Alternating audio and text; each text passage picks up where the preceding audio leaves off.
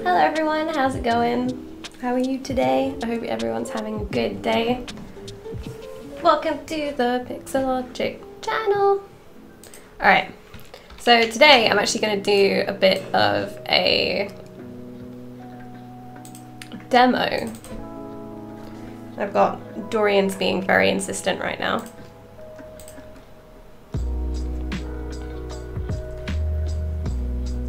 Because it's a bit chilly and this is the heated blanket. So he keeps going behind me and pulling it down. So if you see that stuff going on, that's what's, oh wow, high five. Oh, witnessed. I just got So today, hello Stephen, Oko, Horrid Gamer, 7 Site, I guess it's 7's 8 actually. Alpha, Mo, Fairy Tale, Beigelocks, hello, Coden, hello. Okay, I'm gonna show how I do shoes. Because it was a bit of a toss-up last week about whether I would, he is a sneaky boy. It was a bit of a toss-up last week about whether we would show, work on something new. Look at him, look how like persistent he is about, no, stop it. Oh my god, 1 second guys. I think I'm gonna have to pull it down because he's just gonna do this for the entirety of the stream, aren't you? Look at this. What? You want the blanket? Yeah?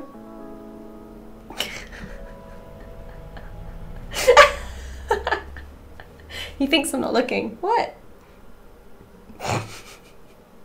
Hey Jono, how's it going? Hey Brosiv. I'm probably gonna have to pull this blanket down. Okay, I get it.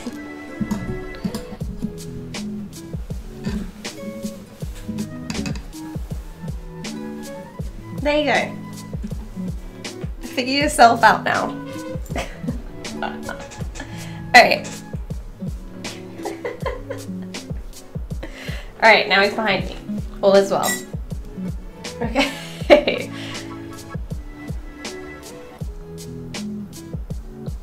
When am I live on my channel again? On Monday. I was about to go to bed. Harpy, no, go to bed. Alright, so I'm going to show you how I do boots. And some of it I can't show. I'll just have to say what I did. And the reason why is because I do a bit of retopo. And I don't retopologize in Maya or ZBrush. So some of it won't be shown. So I'll just basically bring in the meshes that I did use, which is kind of like the tread and this boot mesh here. Because this was made from a retopo mesh. Not anymore, yeah. So I'll be able to kind of bring in those meshes so you guys can see what I did do to them. But stuff like the laces, I'll show you the way that I do them. That's done in Maya.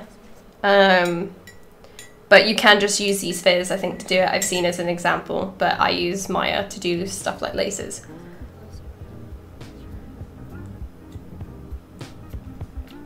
So, I'm going to show you how I do boots. So I'm just only going to show the boot mesh.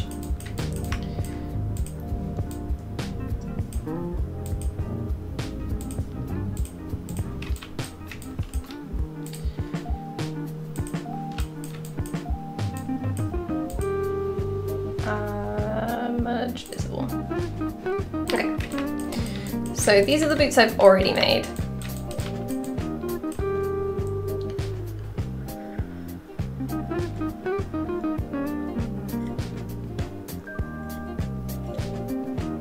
Been putting off boots for my Halloween main character, don't worry about it. I'll show you how it's done, boy. Okay. Well, this is how I do them. They're not the best, but... So, usually I start on my main character. So if we just turn these off. I don't think he has any feet at the moment.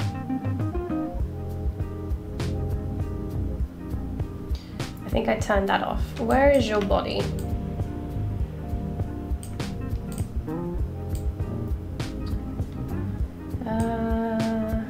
Because I think I've already spliced his body up, so he might not have feet anymore.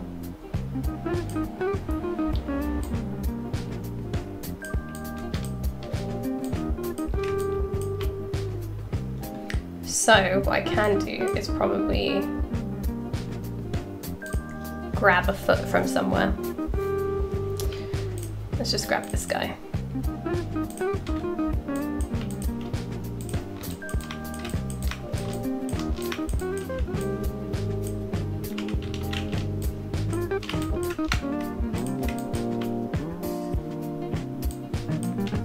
Does he have subdivisions? No.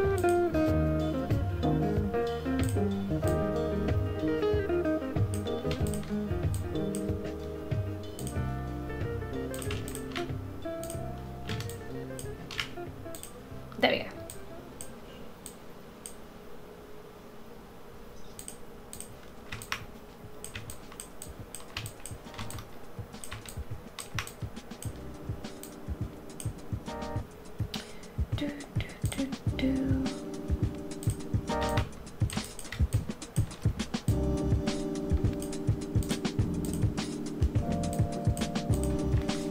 So where are these feet? There they are.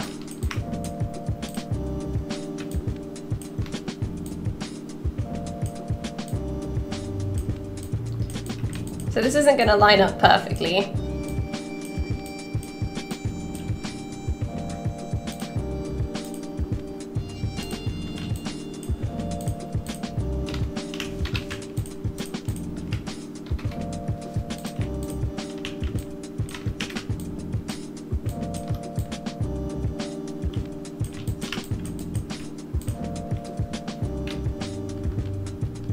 It always gives them like this kind of sticking their feet out a little bit too far for me.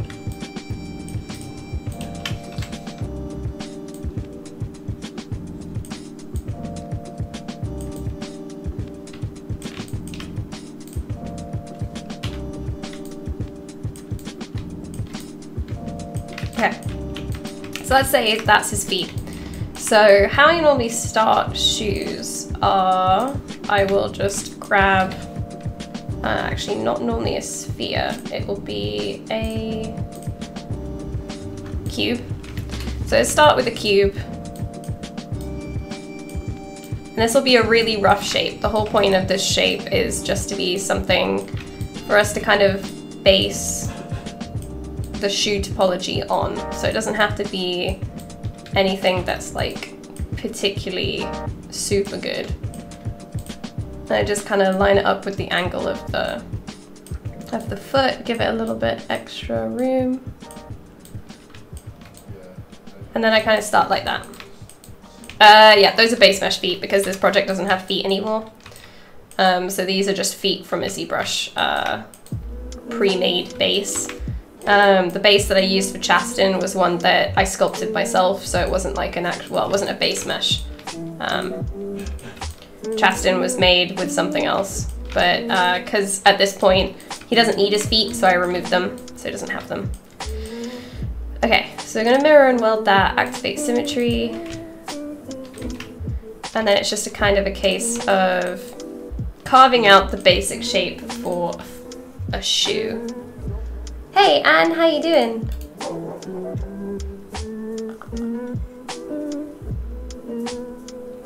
So I'm just going to open up all the shoe ref that I had for Chastin, which was all of this, because I need reference.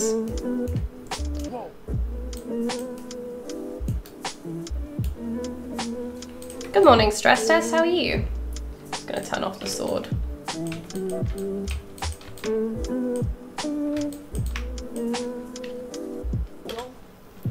And trim curve. And I'm just gonna slice out and kind of just create the basic shape of a shoe. Super simple.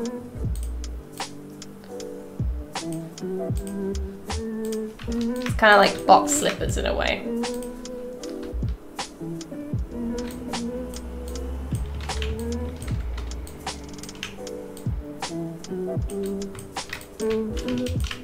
And then I'm just going to DynaMesh that.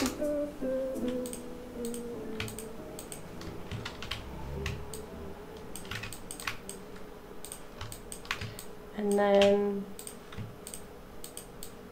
take this and just move it upwards. Really simple, doesn't have to be super pretty, as long as you kind of know what you're looking for. I don't like that his feet are turned out so much. I'm just gonna... I hate it when the legs are spread like this. It just never looks good.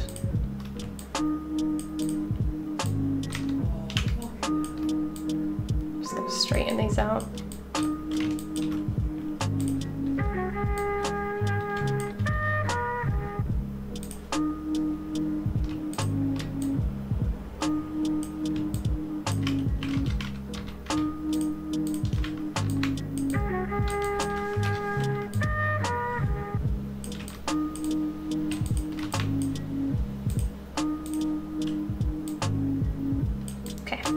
There we go. Super bad. Box shoes for the win. Agreed. He's gonna swim with the fish. That's why I'm like, it's a very ugly process. The process does not look good at the beginning. So now we have these really ugly looking box shoes.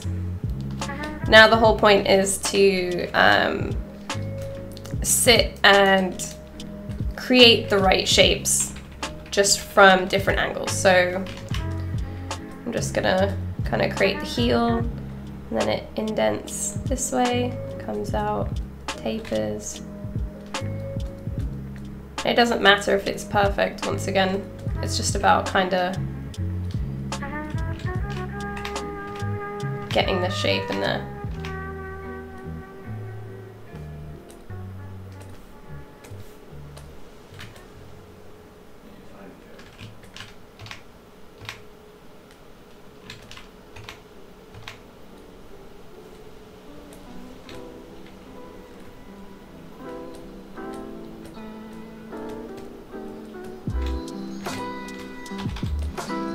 And just with DynaMesh and stuff, we're just gonna... Ooh. That's just something bad that I did. I'm just gonna shove that out. I ain't even trying to move this morning, sporting words and full assortments out to prove that I ain't courting you. But who's the fool but me, the fool who holds the sky's daughters, boards and warriors like they're mind to cruise and fools for loose quarters. Loose sorted like doors I've once haunted, locked boarded, freedom feeding like chocolate in a corset. Warm and solar kisses, this my missing order. Said I hope the sky's freckles and just wonder how I met you. Special like some petals hung on tied to the celestial. We be heckled but I get you, so we get through with no quest. Except the one of how I met you and the fouls I ain't slept through. Stressing that I left you back where everyone forgets you. Burned your sneeze, so I said bless you, blessing me. Although I'm bent you, stealth assassin in the game with amazing mind, yet I'd be lying if I said I never ever wondered how I get through. But I wondered and I met you. Traveling, babbling carols, I said I met you. Traveling, babbling carols, I said I met you. Traveling. So this is kind of how they start. They start off like super lumpy, super gross. And I just kind of carve out the shapes a bit in a really rudimentary kind of way. And it always looks awful, and I always hate this part. but it's what's worked best for me so far, is doing it this way. You could just straight up just model them, that's also a possibility.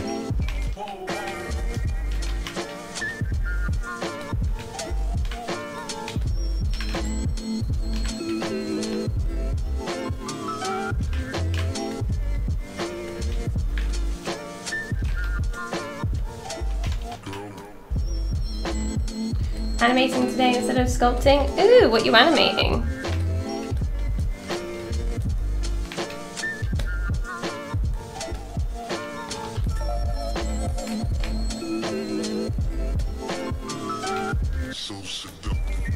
And I kind of just work on this until I have a shape that's... It needs more red wax. It does need more red wax.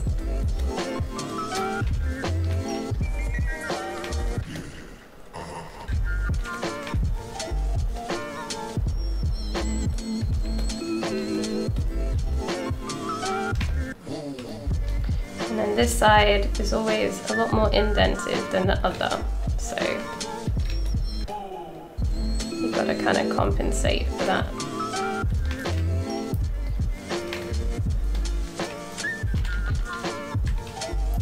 And I'll kind of add the shape of where the tongue of the shoe might be, and then just quickly sculpt that back in. Once again, this is just to kind of like super rough sculpt in the shoe, because in the end I just end up retopoing this and then kind of adjusting it more. So this is just something that I can retopo on top of and get more of a feel for. And then with these kind of boots, because it's got a heel and it kind of curves back upwards. I hate when you go for mask lasso, but it actually doesn't lasso anything until like the 4th time that you try. That's a little bit of a pain. So I'm just gonna take this, and I end up correcting this a little bit as well when it comes to the retopo stage.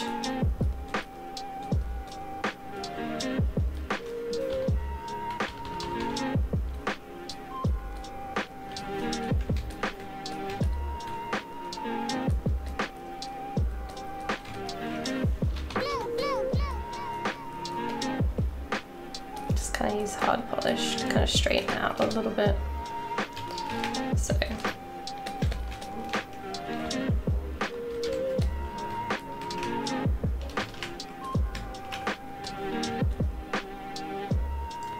And then I'm not going to use this sole, but I'm just going to extract it just as like an idea for the proportion of the shoe, because without it, it feels really weird. So just going to accept that.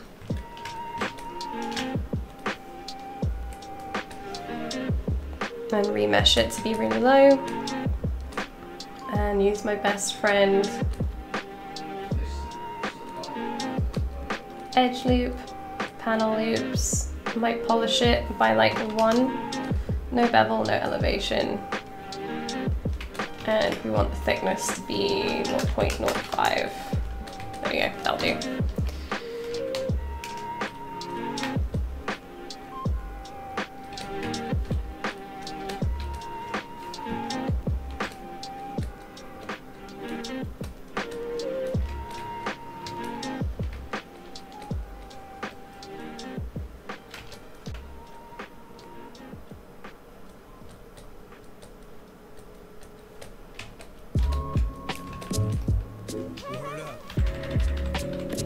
I need to bring this part to be lower because there's a heel there.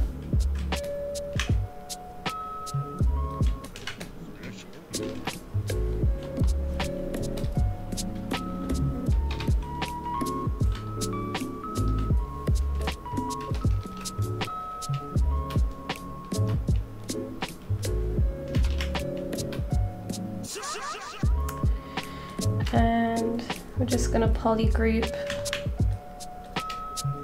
Make sure that this is turned to do nothing.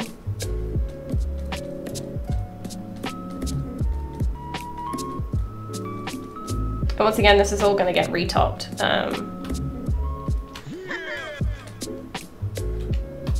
Q mesh, polygroup island, kind of like that.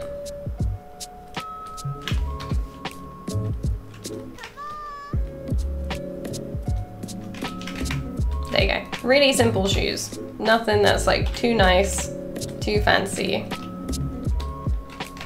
Just really, really simple.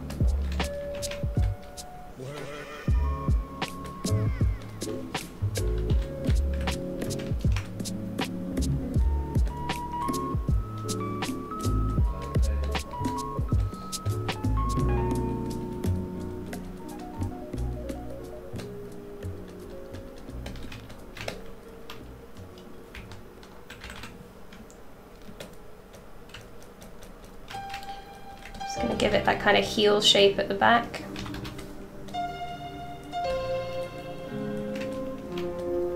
I haven't been practicing my Z-modeler skills. I think it's just gradually over time I'm just kind of realizing what everything does. But I only use it for like really simple stuff. So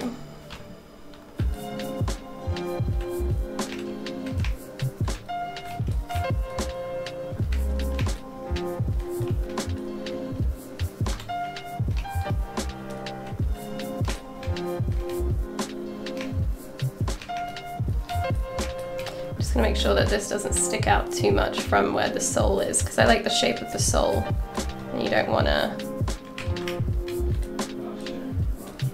this to stick out too far.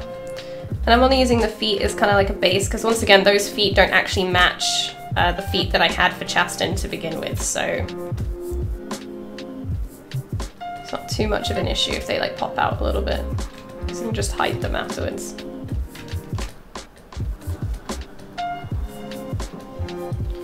More of a flat top. There you go. So really simple boot shape. Looks ugly, looks like mush, no one likes it. So what I then do to that is I take the DynaMesh piece and I take it and retopo it, and I give it really nice, really low poly topology. Something that is super simple, really easy to change, has some really nice edge loops in case I want to bevel anything, or if I want to like add any extra edge loops, like something that is pristine, because it's ultimately something that I want to either be able to reuse or I want to have a lot of flexibility, so then I can use it again. I don't have any hotkeys. I don't have hotkeys for ZModeler. I have like a button, I just open it with a button.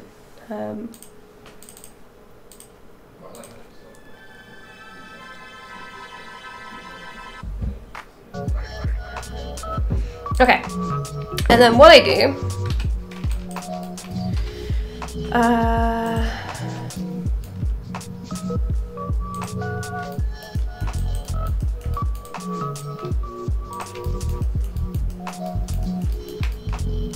is I then turn that into this. So I take it in, it was a lot lower poly than this. This is the subdivided version of the shoe. I think I might have the original.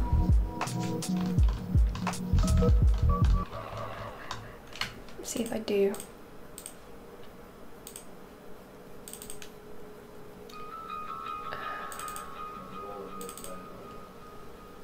That'll be the new boots. Do I have old boots, or did I replace them?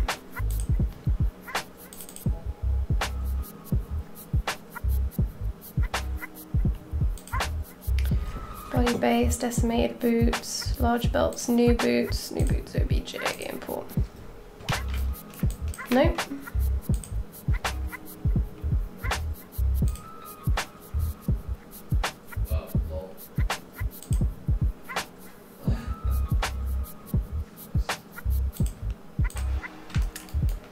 Okay, so I don't have it, but I have these ones. So we're just gonna say, yeah, new boots final. It's because I've retopoed them as a final.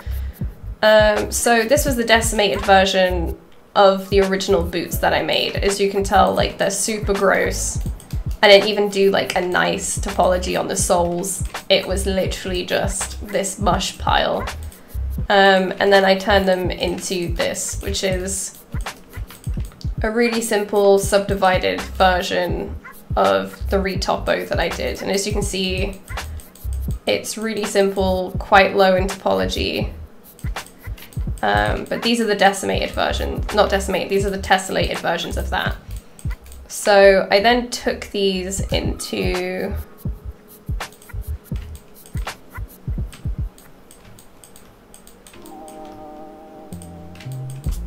this is kind of what they ended up being in the end.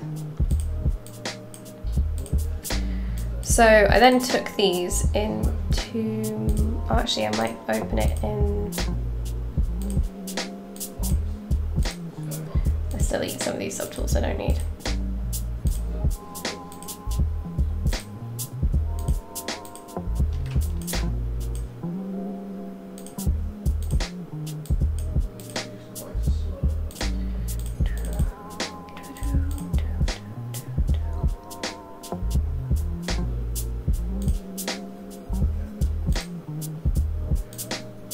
Okay.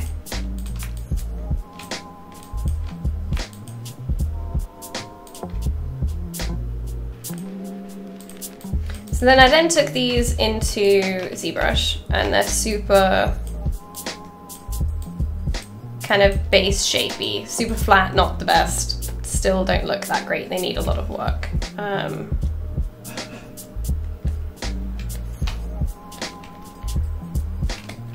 And I auto grouped it so then I could separate the sole from the top.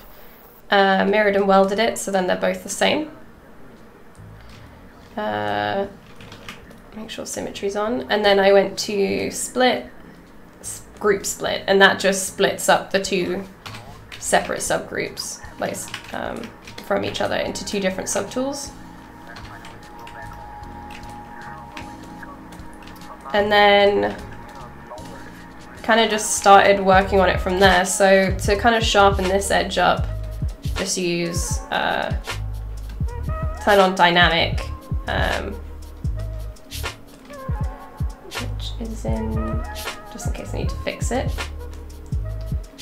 Turn on dynamic subdivisions and then just kind of sharpen up and polish these edges a bit because they're not quite flat enough. Basically, Maya has rounded it off when it did its tessellation.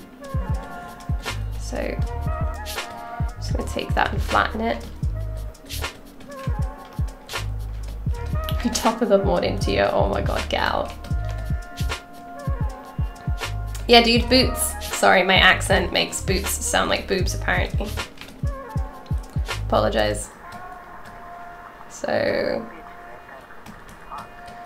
that's our soles pretty much done. There's like some pinching here going on that needs fixing, but in the end I end up DynaMeshing these, so that doesn't matter. And then this needs a lot of work, so we need to, just gonna grab all of the bottom of this, and it needs some shape fixes, so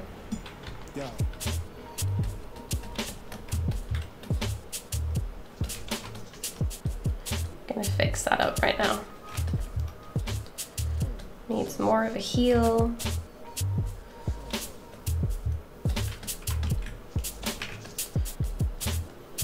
And then I'm gonna throw dynamic on it. And that just means that I can get an idea of how it's gonna look subdivided, but then still be able to move all the topology around as if it's low poly, which I really like.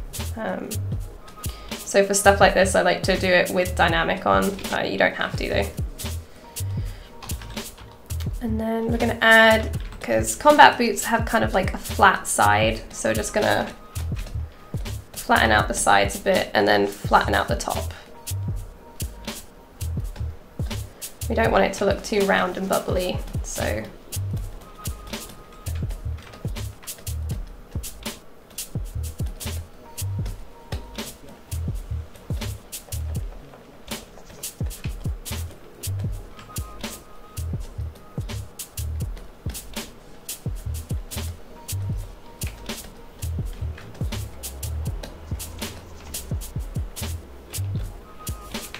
So I don't think this is going to fill the whole demo because I'm not having to retopo anything while doing this. So maybe we'll have time to do some sculpting after. Okay.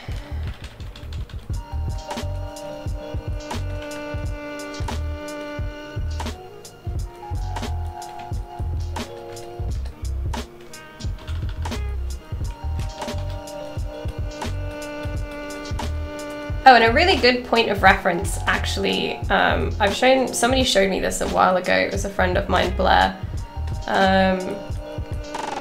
She showed me, and I kind of use it as a reference all the time now. If you can, find shoes that are similar to what you're trying to achieve on like online shoe stores, because sometimes they have like 360 views of them that you can kind of scope around, I think.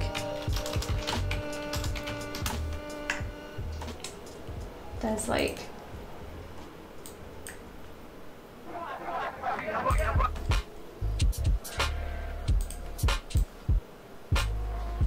so this is just a shop called ASOS, and sometimes they have like videos or like 360 turnarounds. I think there was one that we found before.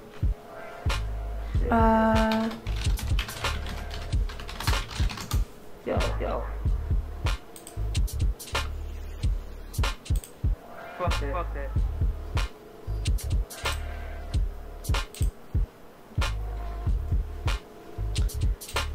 Or just like find images like this. You know, there's so many images where you can find shoes in tons of different views. But you can kind of like spin around them. I'm trying to find, I always order at ASOS. ASOS is the only one I could think of, but there's like a shoe store, I think it's The Office that does it actually. One sec, let me find it.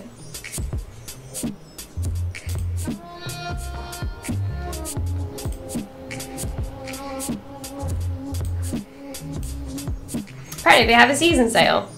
So you can kind of see like a 3/4 side view, back view, two of them, close-ups, like try to find an online shop that sells shoes that are similar to what you're kind of looking for. That's what I did for these. I essentially just found a shoe that was similar, and sometimes they even show you the tread. Like they give you so much reference. So just Googling the shoe sometimes isn't enough. I would suggest like going in and trying to find an online store that has lots of different pictures. And then they have like different materials and different colors and all that stuff. So you can literally find anything really that you want. Like this kind of view is really hard to find just on Google. So find something similar, use that as your reference and go on from there, I think. Is something that I try to do now every time when I make them, and I find that really helpful now. Especially when like shoes are such an important part of a character, like they're really hard to get right.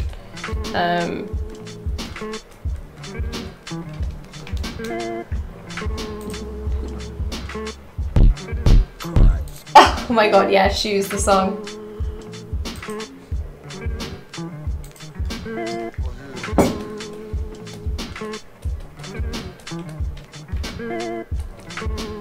Okay, so I'm still not 100% happy with these shapes. If we just apply that. This side normally comes in a lot further than the other. So I'm just gonna...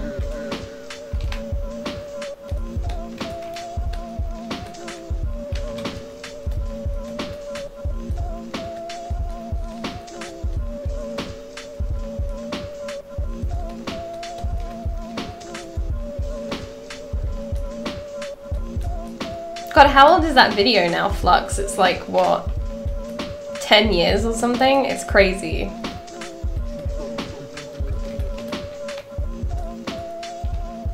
It's normally like an indent here as well.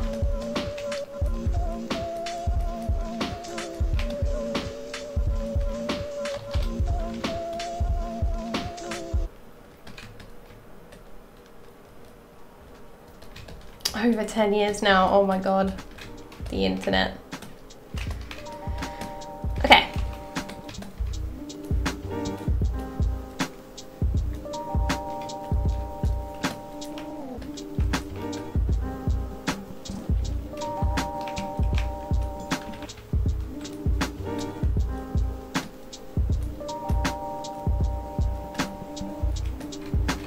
So we have this boot shape, and I'm pretty happy with that now. So what I'm going to do is DynaMesh these top pieces and these bottom pieces. Even though I made really nice retopo, that was more so that I could get more of a, when I have a shape that I really like, it's much easier to achieve that for me personally if I have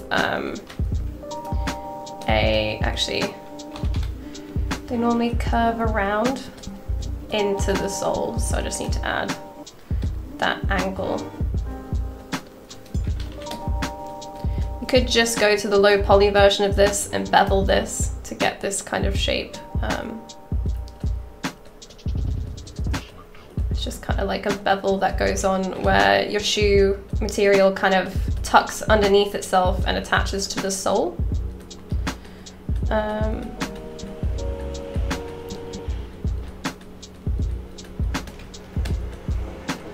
I'm kind of like a documentary nerd, and I've watched documentaries about how people make shoes. It's really interesting actually when people make them by hand. It's crazy.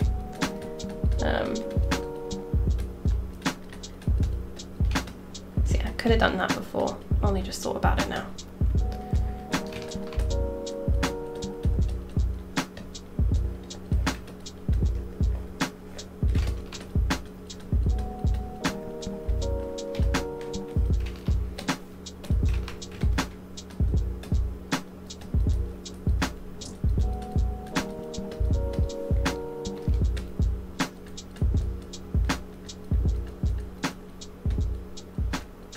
And I always find doing the inside of the shoe a lot harder than the outside part of it, because this inside part is so different from the rest of it, because you kind of have like the curve in your foot and your shoe reflects that, and it's always so hard to make it look nice and even and like look good for me.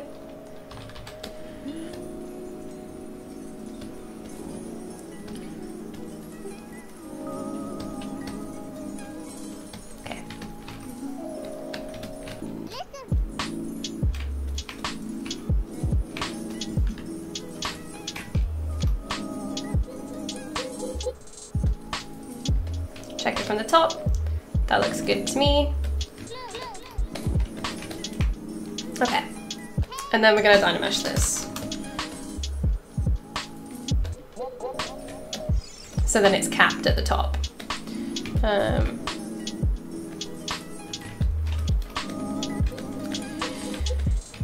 So we basically now have, just going to inflate this side a bit more because it always kind of leans more on this side.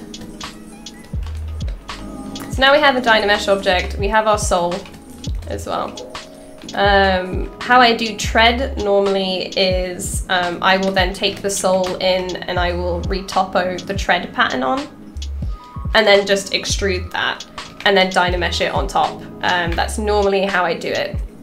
Another way you can do it is just by masking in the shape and then extracting it and shifting it around a bit. There's a few different ways you can do it.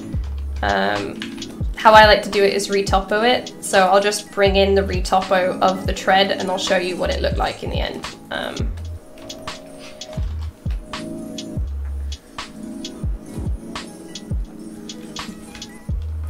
Just gonna flatten this off a little bit. Okay, so now we have our basic shoe shape. What I'm gonna do now is add all the extra pieces, and that will be, I wish I knew boot anatomy actually, be a good thing to look up to find out what these names are.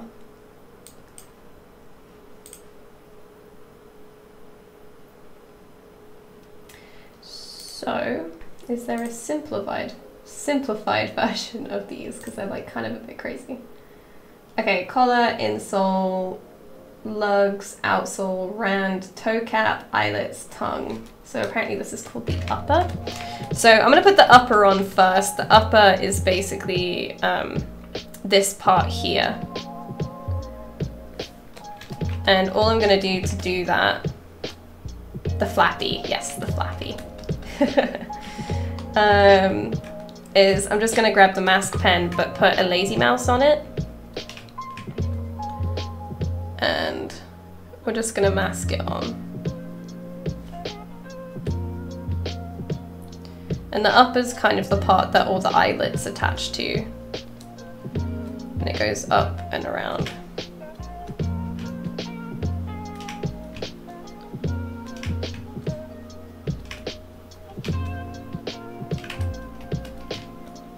And this is where it gets hard, because you kind of have to make them look good on both sides, but because both sides are so different, it's kind of hard to do it. So it takes a little bit of time, because it kind of angles inwards a bit.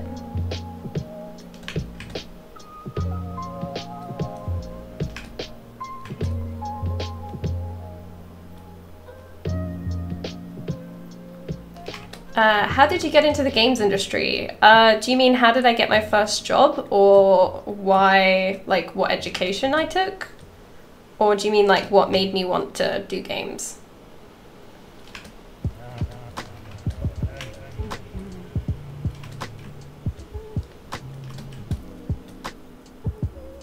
Like in what context?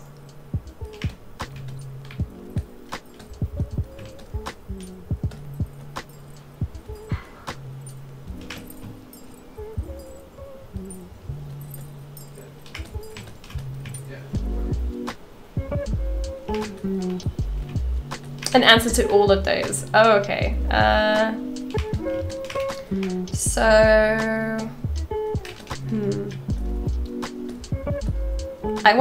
I never really played games as a kid, so when I wanted to do games, it was very last minute. I think I was in my last year of college and we had to decide where we wanted to go to university.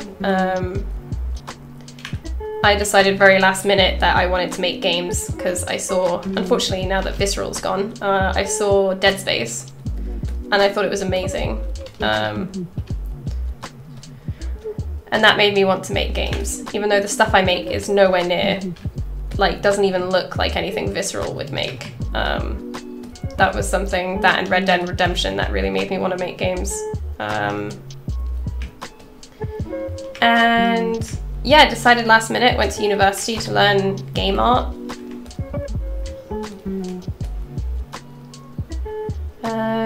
Where I was there for 3 years, we learned 2D and 3D. I sucked at 3D for 3 years, I hated it. Didn't do very well, got like a passing grade, didn't get a particularly good grade. Then after I left, I was applying to a few studios, never really got past the art test part of any of those interviews. Which I'm not covering Dorian with my, my cardigan. He's just sleeping behind me. Didn't get anything, didn't hear back from anything. I did some art tests that weren't really art tests because they paid me for them. And I never heard back from them after they took the assets, basically. At least I got paid for them, which was pretty good. Yeah, I did that for a year, working at a bar. There's a place in England called Wetherspoons, which is like a really cheap place to get alcohol. So it wasn't the best place. I worked there for about a year, gave up on wanting to work on games because I was like, oh man, I'm not hearing back from anybody. I'm not very good at 3D. My 2D is okay. I'm just gonna become a bar manager because that's what I'm good at.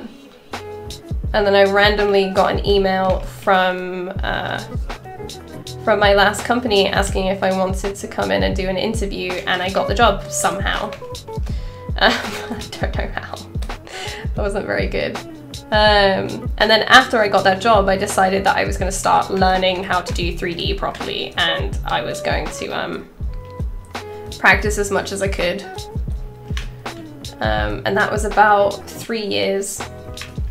of learning. I was at that company for just over 2.5 years. Yeah, and that was my first dive into the industry, and now I'm a freelancer. Okay, so that's the upper. Pretty simple.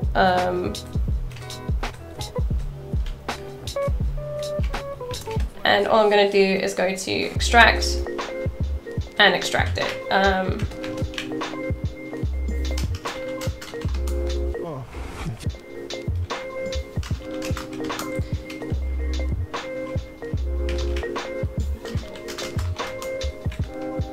Oops, wrong part. Accept that. And then I'm going to delete the inner side. And I'm going to remesh it as low as I possibly can. So I have a really low poly mesh to work with. Red Dead is my fetish, dude. That was the first game I was ever addicted to. And I think the only game that I was particularly addicted to. I loved it. Yeah. I played it every night. I played like the online version of it. And when they've announced like Red Dead, I guess it's Red Dead 2, but it's technically like the 3rd game in the series, I think. Because there's Red Dead Revolver and there's Red Dead, well I guess it's Red Dead 3. But I loved that game. I absolutely adored that game.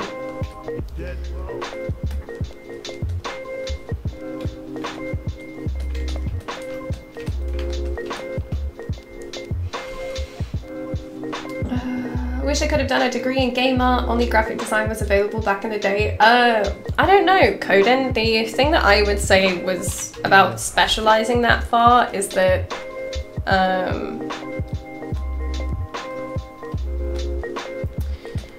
I don't know, I wish there was, I don't know, I wish it was more fun. My time there, it wasn't fun. We made trash bags, that was my education. We made trash bags and bins. And that was like the same thing over and over and over again. It wasn't particularly the most interesting of courses to have done. I think lots of people who learn 3D or have been in the industry for like, you know, 10, 15, 20, 30 years often all did a graphic design course. So I don't think there's anything particularly wrong with that. How did you project the uppers? What do you mean? How did I retopo them? If you just go, I have a button for it down here, but you just go to ZRemesher and I set the target polygon count to like the lowest and then ZRemesh it. So now I have like a super low poly mesh which was extracted from this, so it fits the same shape. And then in my favorite, once again, my favorite edge loops, set polish to 0. And I'm gonna have it at like 0.5 maybe. Let's have a look. I want it to stick into it a little bit more. Bevel 0, elevation 0.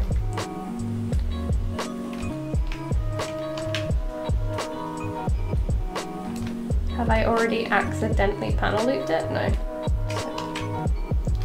0.05. There we go. That's a little bit too much. You want to go 0.00. Something like that. So we've got a... Did you extract the upper shape from the boot? Yes. I can show you. So basically I made a mask, and then from this mask, I extracted it from this mask here. And that's how I do shoes normally, is that I will create an under piece, which will basically be like the entire shoe. And then I extract stuff like the toe cap and the collar and the tongue and the upper. Everything is all extracted on top of this shape. This is like my base shape, which in actual shoemaking would be like their wooden piece. And then they wrap everything around that wooden piece, which is basically what I'm doing. Hey, Blaines! Cannot wait for 2, can't wait to skin animals, put pictures on train tracks. Do you recommend art school or learning on your own? I think both are very good. the reason I would say to go to university is to be completely 100% honest with yourself. Are you disciplined enough to do it on your own? Me, no. I'm not disciplined enough to have learned the basics on my own. Not at that time anyway, because I was like just turned 18. Like I'd been 18 for like 3 weeks. Literally just turned 18. Didn't particularly have a lot of focus. I didn't even know 3D was a thing then. I hadn't done any 3D at all. And I think if I didn't go to university, I wouldn't have been opened up to the possibility of what 3D was. I wouldn't have known what it was, or that it was even something that I could do or I could learn, because at the time I was so set on that 2D was something I wanted my career to be in. And it wasn't until I left university with a very basic set of skills in 3D that I realized, actually, this is what I want to do with my life. And it took 3 years of being in an inspiring environment where I'm being inspired by the other students around me, my friends. Unfortunately, we didn't get a lot of industry talks. A lot of them got cancelled. But the few industry talks we got were awesome. Being introduced to stuff like polycount was really cool. It opened me up to an entire industry I didn't know existed. And it gave me 3 years, which granted was very expensive, but it was 3 years of being in an enclosed environment which was dedicated to just learning. And I think for me, that was the best thing I could have had at the time. Yes, there's some things I'd like to change, and I'd like to say I wish the tutors were around more. I wish that the projects were more exciting. I wish I spent my time more wisely, but to be honest, hindsight is a beautiful thing, and we don't always have it. So it's kind of like, I would say if you're 100% honest with yourself and you don't think you're disciplined enough to be able to learn without that environment and that guidance, definitely look into going to some kind of class. But make sure, like the classes, it doesn't mean going to university. There's online classes everywhere. But if you need that focused learning at the beginning, go for it. But there's some people who can do it on their own and do it on their own very well. Since I left university, that I got those basic skills, I can now learn on my own perfectly fine. Like I'm able to learn everything else on my own that I need to. And there are some people who are completely 100% self-taught and they're able to have that focus and that discipline, and that's awesome. And I think if you have that, totally do it. But it's about knowing what the way that you learn the best and going with that, because if other people tell you university is a waste of time, that's to them. Make sure you're exploring all the possibilities. People who are saying it's a waste of time, people say that worked out well for them. Take all of that in and make your own decision. Don't let somebody else's dictate it for you, I guess. Doing it on my own, and I feel like I'm not disciplined to go to school from 8 to 4 or whatever. I find it a lot more easier for me to study on my own and get to learn things that interest me and work when I have the energy to do so. Only things you don't really have is free time, so I'm always in work mode. Yeah, if you think it's working for you, then go for it. Yes, university degrees are incredibly helpful for visas. If you don't have one, good luck. Yeah, that's the only thing I gotta say. Having a degree does help a lot with wanting to work overseas. Very much so. Okay, so now we have this upper piece. I'm just gonna kind of move it around a little bit and kind of get a bit more of a shape for it, because obviously it's not quite gonna fit anymore.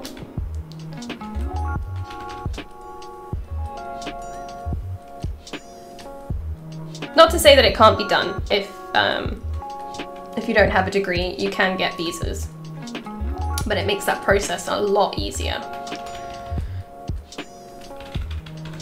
So I'm just gonna give us a bit more space around here.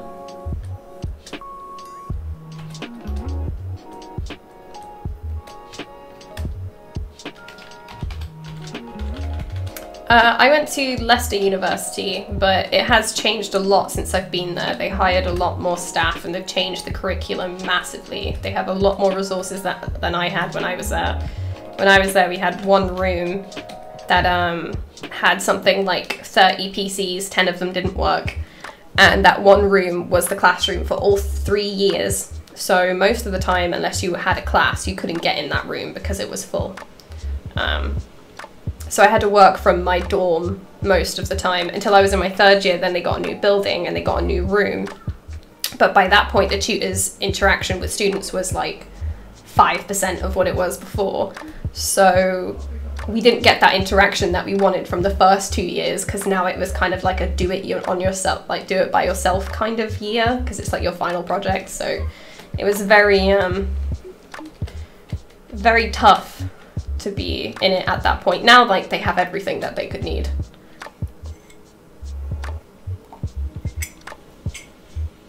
I have a degree but in something completely different, and I don't need a visa to realise my dream to work for CD Projekt Red. Oh, is it because you live in, oh, you're German. There we go.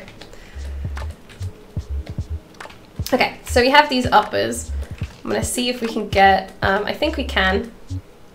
I think the edge loop is quite nice, where we can get like a bevel going on. And the reason I'm going to add a bevel is just so then we can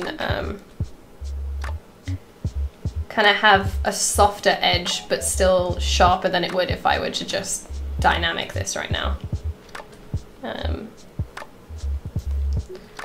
So it gives us like that edge that I want, like that crease. You could crease it, but I like to bevel it instead.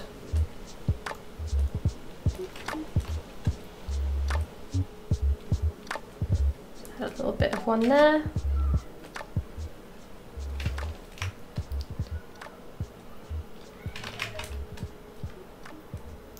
Sometimes it doesn't quite give you the bevel you want though. It's not what you expect it to be. Like that. Like our cheers. So that's not going to happen, but that's okay.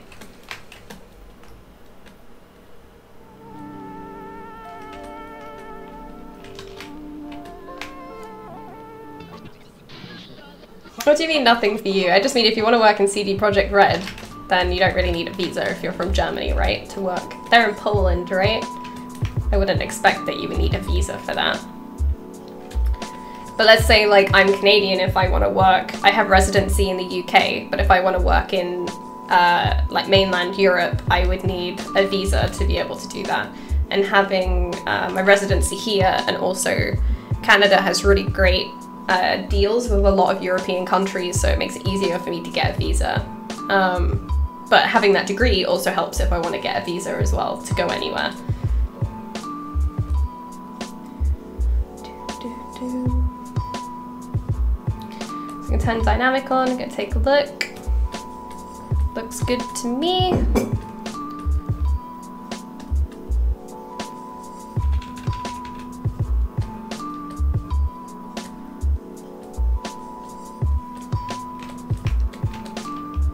So that's our upper, and now we're going to add the toe cap.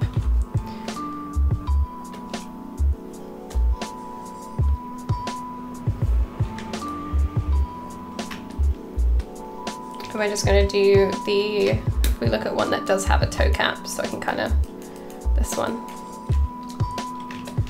So the toe cap is about there. So we're going to do the same thing we did last time. We're going to extract that.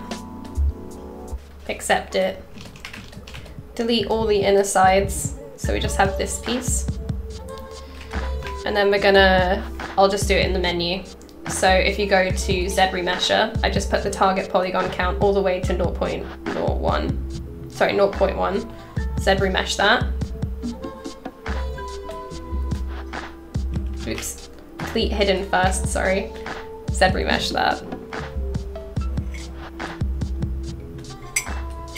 Now we have a really low poly piece. Then go to edge loop.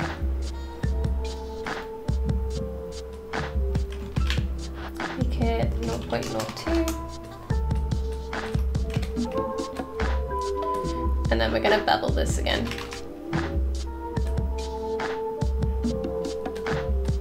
Oops.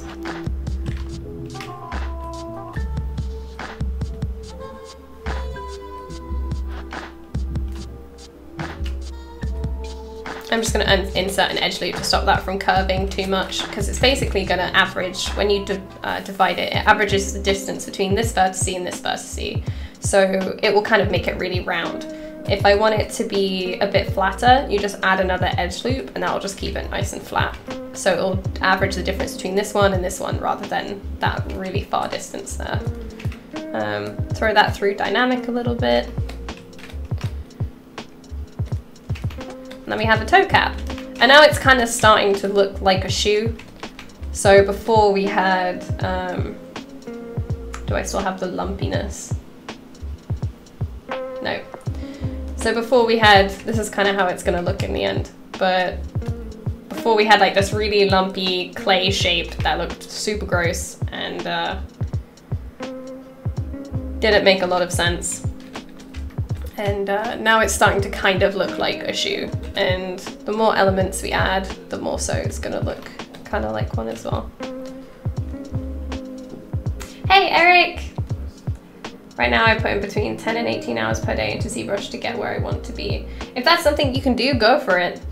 My only retort to that would be, do you really have to work that hard? 18 hours? It's a bit crazy. Do you remember the Sakura figure I posted on Twitter? That one was sculpted by hand by a Japanese sculptor who visited the convent. Oh, the one with like the really long dress? Like the really frilly dress? Because that looked amazing. I loved that. I can't seem to find, there's only one really awesome, if anybody wants to know, talk about card counters. There's only one really awesome, like, Sakura figure I've found. And it's insane and it's really detailed, but I can't seem to find anything else to buy that's like a really nice figure. How to extract, I had to go to lunch. So literally in the subtool palette, there's a little extract here. There you go. So you just click this. And it extracts whatever you have masked. Okay.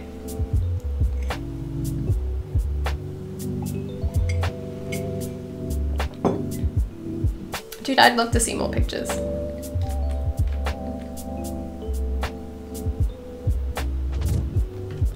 Yeah, I mean, if that works for you, Monstra, go for it. Like, oh no, it's Most Random Nerd? Most Random Nerd. Oh my god, I'm the worst. Anyway, calling you Monstra for some reason. I'll just call you Random.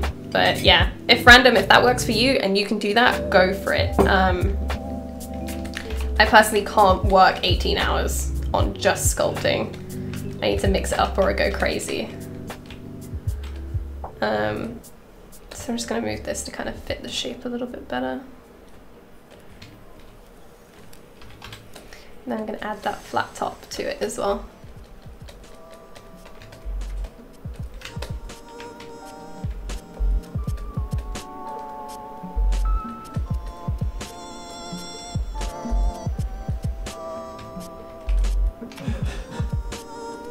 Monstra and Dom Nerd, yeah.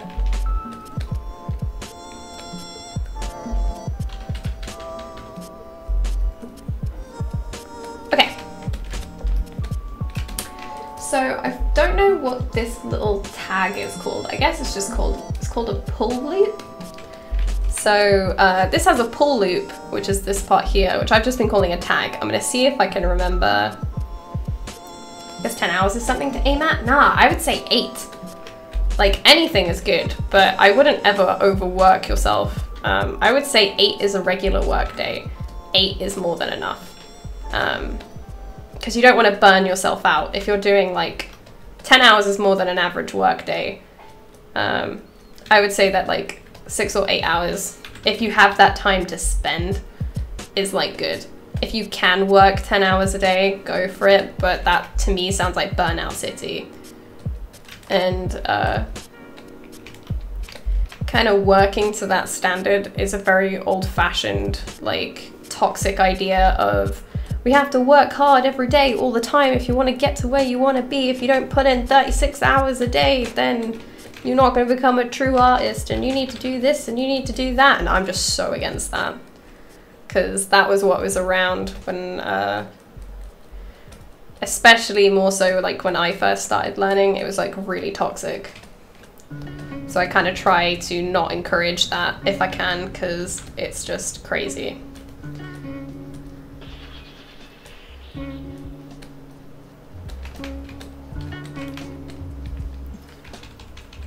So I don't think I've brought these in enough.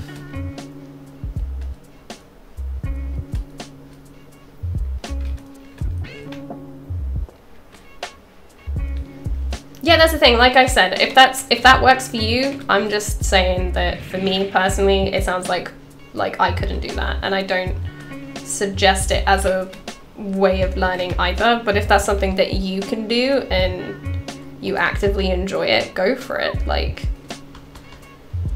just try not to see it as like something that you have to do.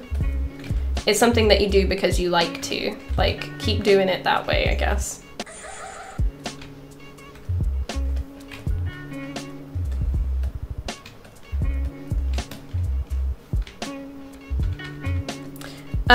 I don't spend actively any time practicing. I probably work like a standard 8-hour day. And that's not just on ZBrush, that's just creating stuff.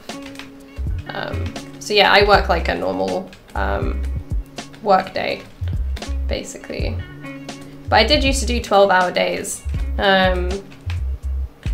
Because I used to do a full work day, which was at work, so I would wake up at 7:30, go to work, come back at 7:30, so that was 10 hours, including commuting time. Come home and then I'd put in about another 3 hours, about another 3-4 hours of work, so that was about 13-14 hours, have dinner, go to bed. But that's because like the work I was doing at the studio was very different to the work that I was doing at home.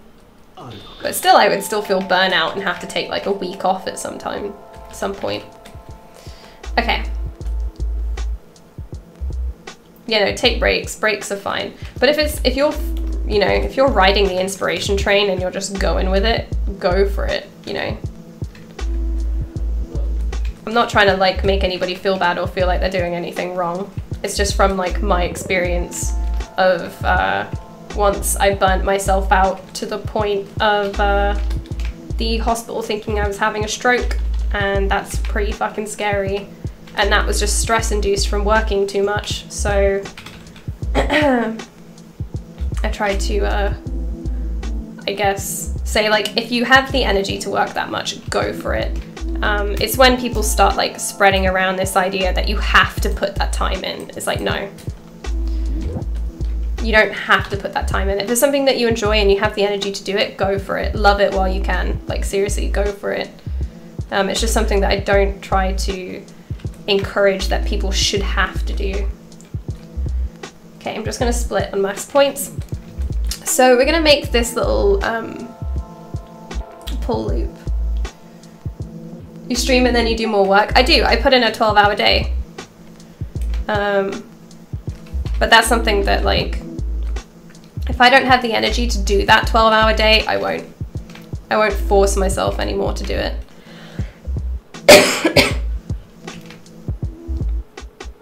Yeah, no, I think that's good, Monstra. I keep calling you Monstra. I think that's good, Random. I think that is good. Okay, so this has to be at some kind of right angle for this to work. What we're gonna do was, I just drew the plane so then I can make a flat curved strap brush, because I don't like the topology that's just on the standard square that you can insert. So I'm gonna delete the plane, and we're gonna kind of place this to where, sorry, I got something, I got an itch at the back of my throat. Some folks get surprisingly little done in an 8-hour day, so it's not about the hours you put in. Focus and working smart is much more valuable. Yeah. Sometimes like it takes about 3 hours for me to get in the zone for work. So in that 8 hours, 3 of it's dead. Do you get what I mean? Like, it's dead time. Just wondering if your job you're able to work from home, are you always in the studio office? So about a month ago, I was working in an office for 2.5 years. I think it was like 2 years, 8 months or something. Very recently got made redundant, so I don't work in that studio anymore. I think a couple of weeks ago was my last day. And I work from home now, and it's been working really well for me. I've worked on a couple of projects so far. I'm currently working on 2, and hopefully have something quite big coming up in the next month or so, which would be awesome. So for me, working from home works really well. I'm really enjoying it. Is there a relaxed atmosphere in the studio? Depends what studio that you work for. Okay, so we're gonna make the pull loop. I've said this like 5 times. We're gonna make this pull loop. So in the gizmo, there's now this handy tool which I love called Bend Curve. And Bend Curve is absolutely fucking awesome. So this little cone changes the amount of points that you can edit.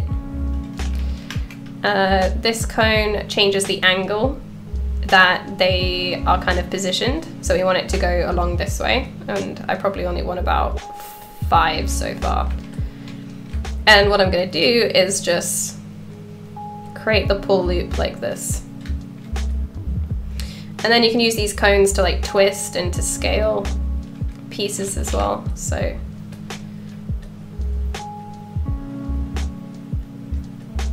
just kind of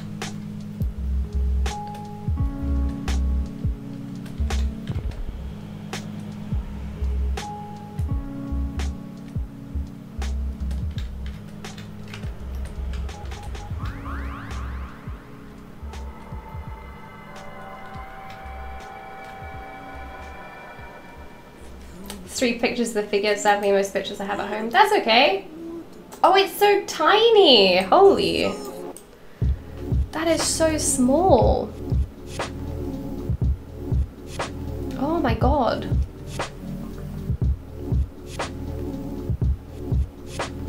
So what's that brush called again? It's not a brush. So if you go into your gizmo, there's a little gear at the gizmo. So if I just switch back, you have to click on this little gear, and then you have a whole bunch of different deformers that you can use. And I always use Bend Curve. And then you can accept it, reset it, delete it. You can kind of like bring these all together, right? So we've got our Bend Curve. And I'm just going to accept that. And then I'm going to use Move Topological. I'm just going to kind of shift it a little bit more. Then I'm going to mirror and weld that.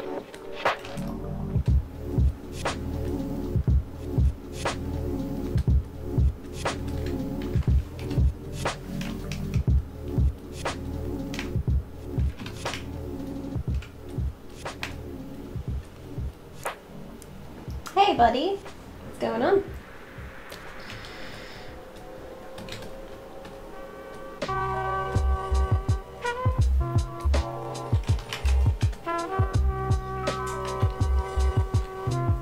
Then I'm just gonna bevel this again.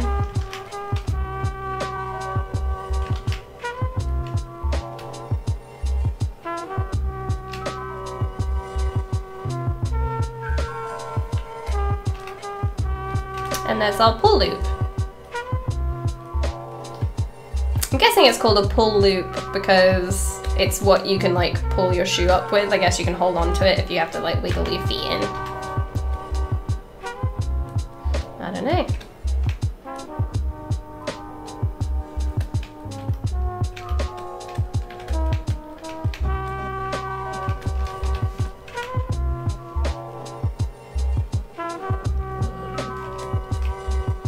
My body is cool, not a huge fan of the face. Ah!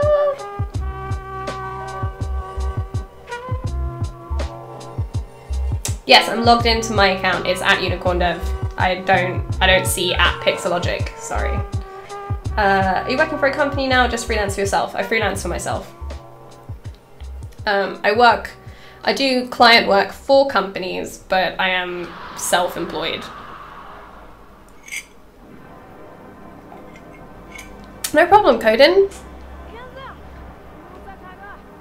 How long do you stay in symmetry? Until I have to break it, I guess. Shoes like this, because they're never the focus of the entire character. There's our gross shoes right there. What I'm gonna do is merge that down so we can kind of see where. Oop.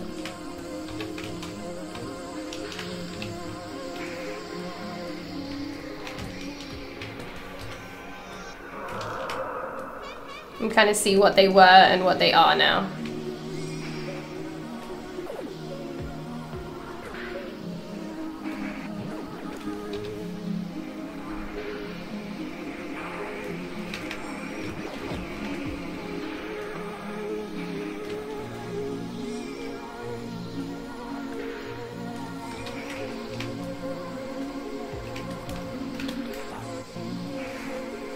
Bye Heartbeat, thanks for coming.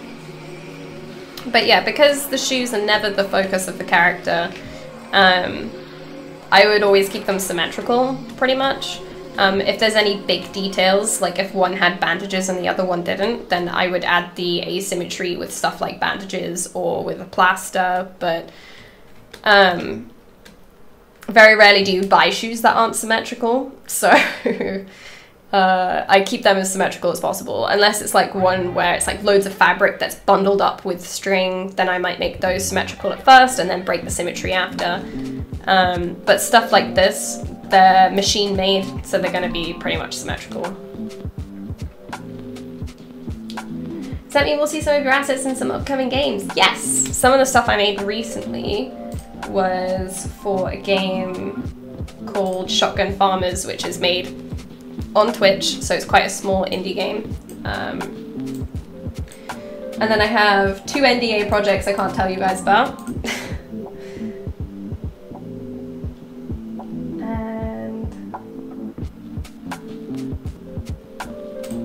Show you the Shotgun Farmer stuff. Yeah, this is the Shotgun Farmer stuff that I've done. So I've been contracted to make some hat assets. So these are all like hand-painted hats that I've made for the game. So yeah, this is stuff that I can show that I've done. Yeah, no, I really love the witch hat. The witch hat's my favorite.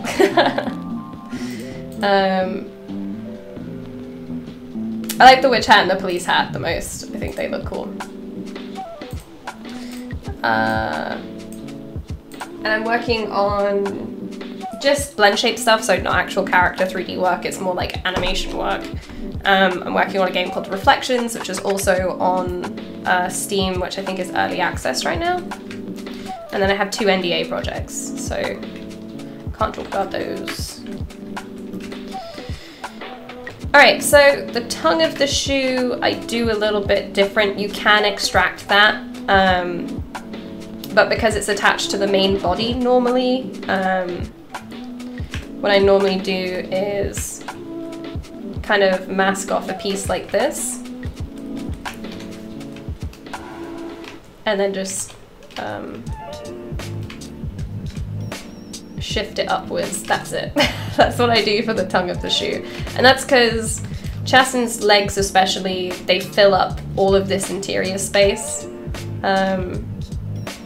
So I don't need to detail it too much. I can literally just add a little bit of a concave there and be happy with that. So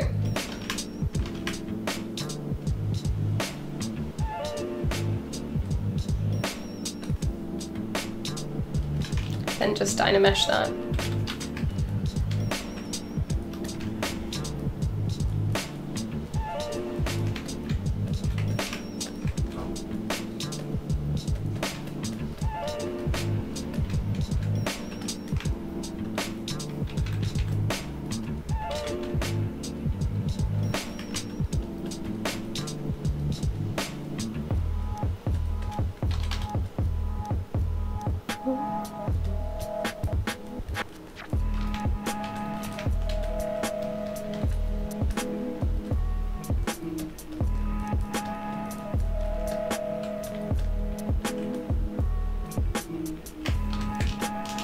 Then we're just going to rotate that a little bit.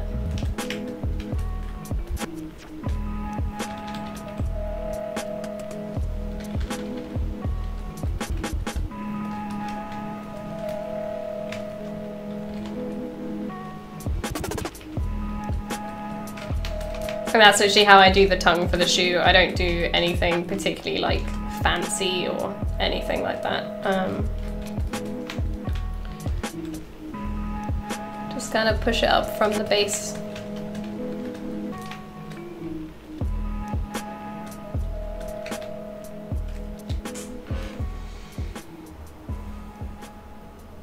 No, Theatron, it's all the same. That's what the hats are for. You forgot to unfold, I remember that. Yeah, I forgot to unwrap it. I baked it without unwrapping it, and I was like, why does it look bad? That's why. Love to learn rigging. Do you have some advice or tutorials that you'd recommend? If you look on YouTube, rigging shark rig tutorial, Maya, that's what I used. It's like a long series.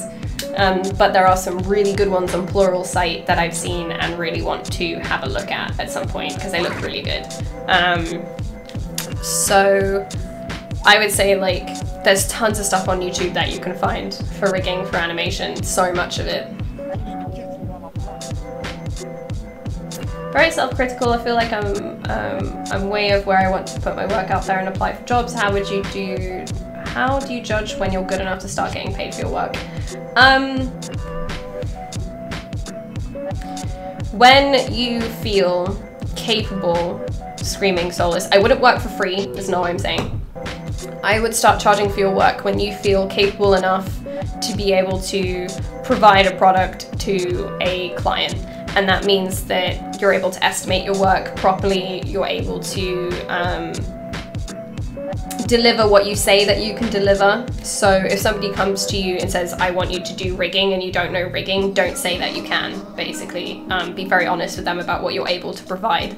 And if there's anything particular that you don't know how to do and you don't feel comfortable doing for them, make sure that you tell them that so they can easily like figure out whether you're the right person for them. But I think as long as you feel capable capable enough not to waste someone's time, but you're very honest with them about what your capabilities are. I think as long as you're able to create something to a standard that they want. A lot of the time they won't ask you for work if you're not capable of doing it. If you have a portfolio and your portfolio isn't up to standard of what they're looking for, they won't contact you. So I guess like if somebody's contacting you, asking you for work, and it's stuff that you know that you can do, why not try it? I don't see why you shouldn't.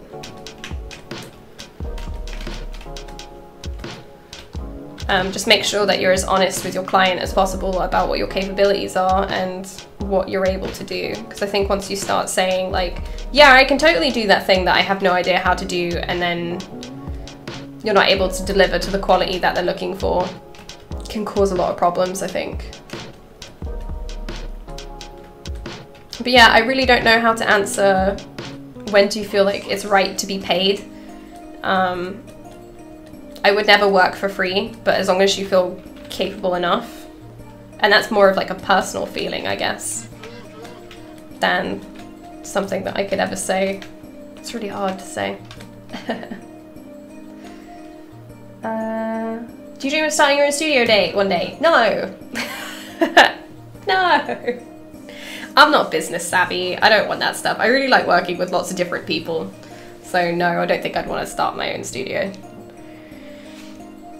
From which website do you get your freelance contracts from? They email me, and it comes from lots of different places, ArtStation, Twitter, recommendations, so I don't go to a website and say, I'm looking for work.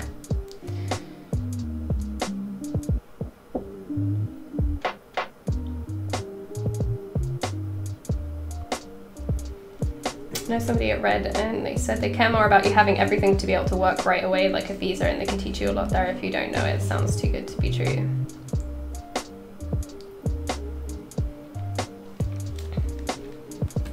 Yeah, sorry, it wasn't a very good answer, screaming soloist, I'm sorry. I guess all I can say now is I'm still shocked when people want to pay. Okay, does that help? I'm still shocked when people come to me saying, hey, you want to make this thing for money? And I'm like, for money? Do you know who you're talking to? Okay. So.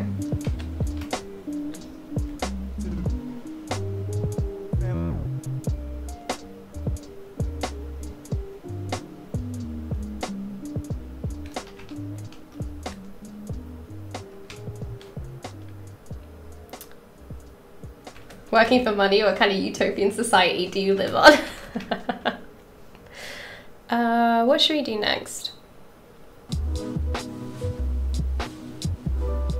I guess we can talk about how I did the tread. That's like the next big thing that really needs to go on these.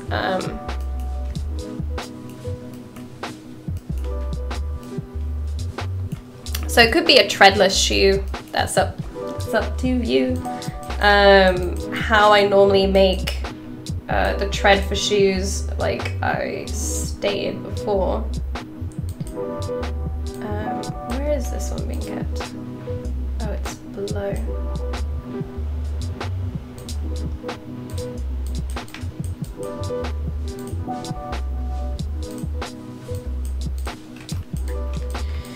So I normally do this by taking this into another piece of software, and I will kind of retop the tread on top as a flat plane.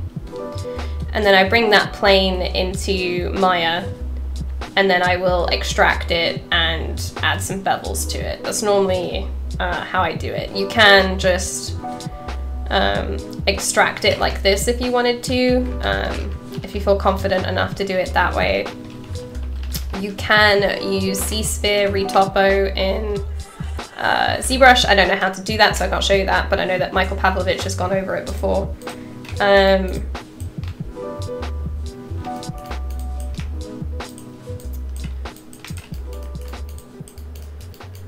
But I basically create a mesh like this, if you can see it here.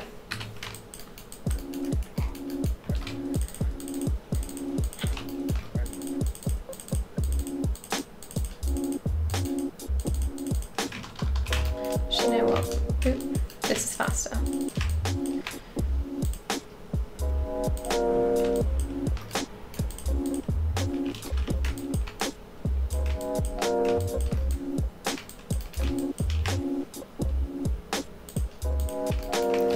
So I basically draw this pattern on top of the shoe in Retopo, and then DynaMesh it to the sole.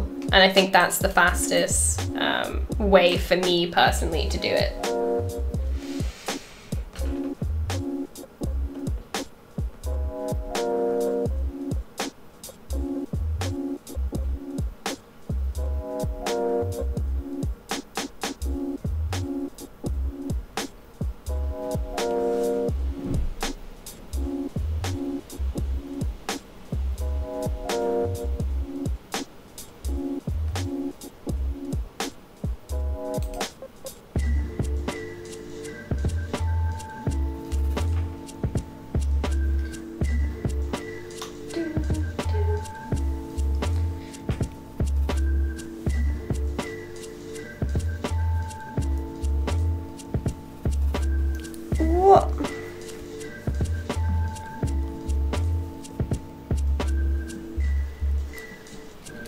Okay, so let's export this.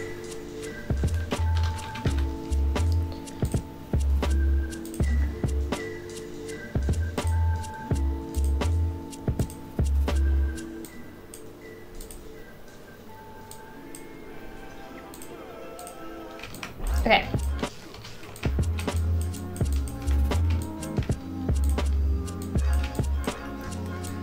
So now I have my tread. Normally this would fit the shoe exactly because I would have retopoed it on top of the shoe. But in this case, I'm just bringing it in, so it's not quite gonna match.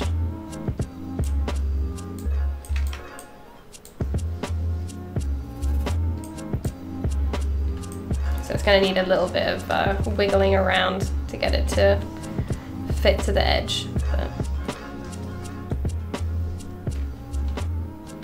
I use ZModeler, but very rudimentarily. You know the word. Once I fail, like I'm never gonna get it. I use it for very simple stuff. I use it to bevel, to add edge loops. Nothing particularly too fancy. I don't like do some cool stuff like Pavlovich does. I use it very, very simply. Because I use Maya, and I feel like the way that ZModeler works is very different to the way that packages like Maya model stuff for me. So I've always kind of struggled working with it a little bit. So I just do everything in Maya.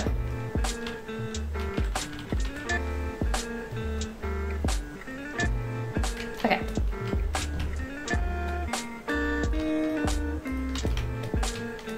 So now we have some tread on our shoe.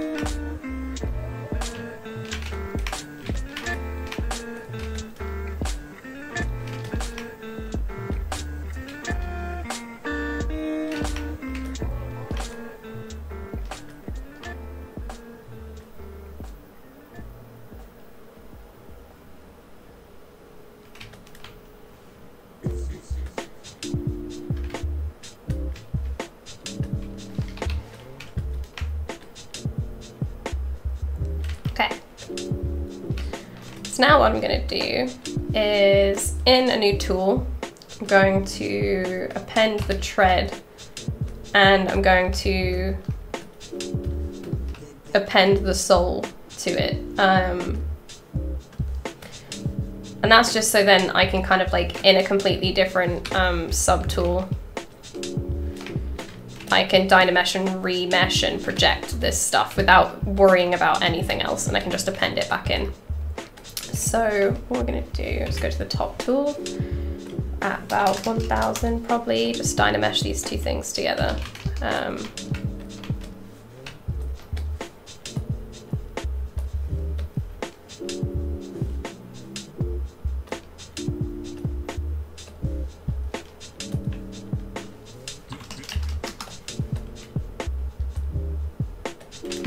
So it's kind of like that, maybe do it a bit higher.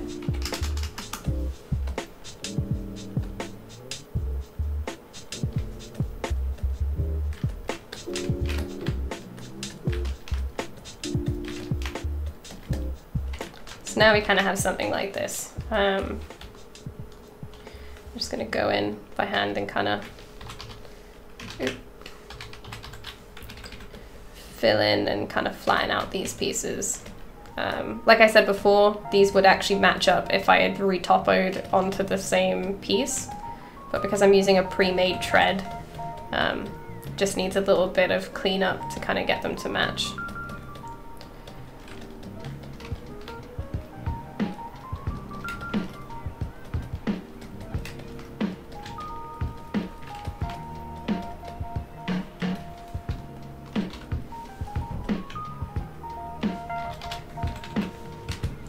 How long do we have? We have another hour and a half, so probably gonna have some time to work on something else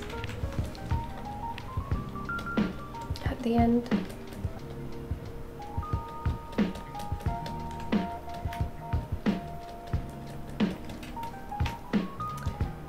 You could use Boolean, I don't. They'd still need some cleanup for that.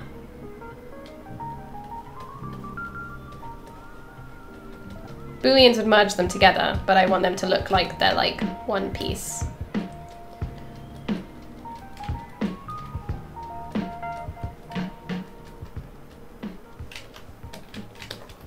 Because the problem here is that they don't match up because I didn't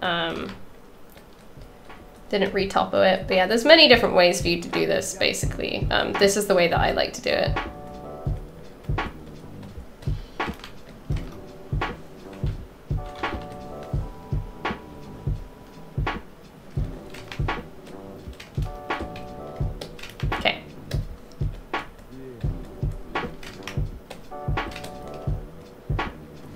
Now I've got this piece. I'm now going to duplicate that, go to the top one and turn. You can either turn off the visual or just go to solo mode, so you only see the top one. And I'm going to ZBrush that, so it's a lot lower. This coffee is probably cold. Ah, gross, yeah. Blah, blah, blah, blah, blah. Back in 10 minutes. Okay. So now I have this lower poly version of it. I'm just going to project the details from the DynaMesh version onto this one. Divide it up a couple of times.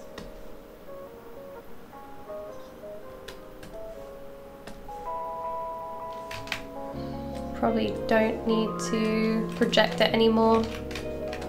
That's probably fine.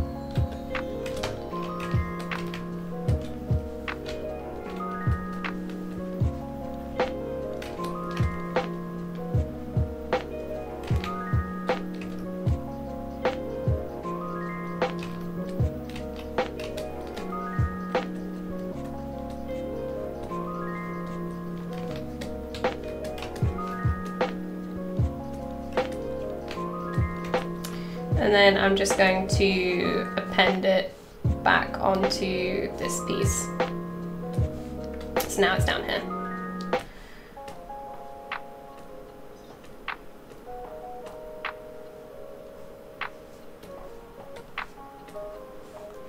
Then we delete the other two pieces. So now I have that tread there. No, I haven't Blaines, but if you mean instead of projecting everything, probably won't.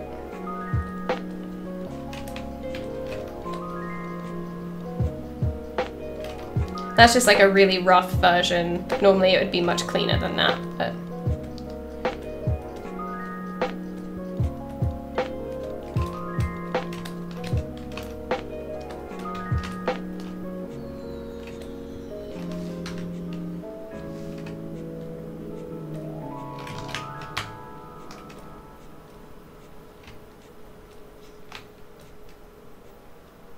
Gonna thin that off a bit.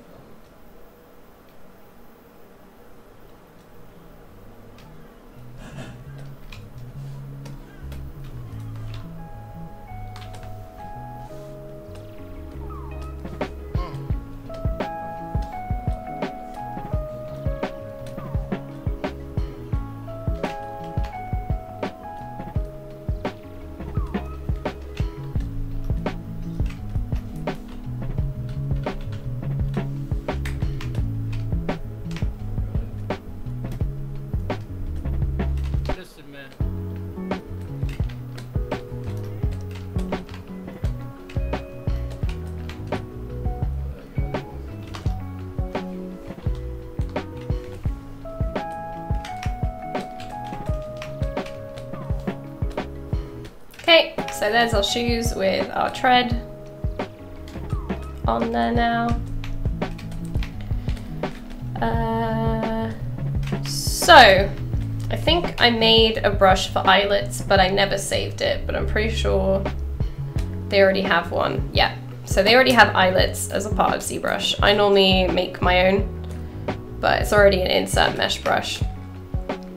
And you can basically, this is kind of how I do, just change the embed so it's kind of sitting properly. But this is how like I just do eyelets. You can do like array meshes, all that stuff. I just do it this way.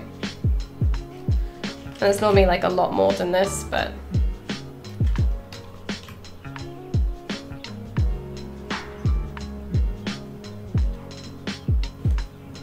this is just like a rough throw this in there kind of thing.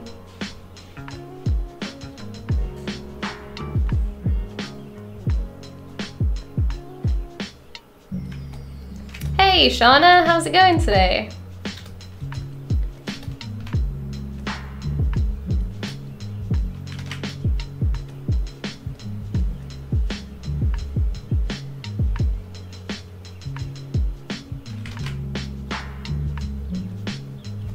So they might not have the same amount on each side, that's fine.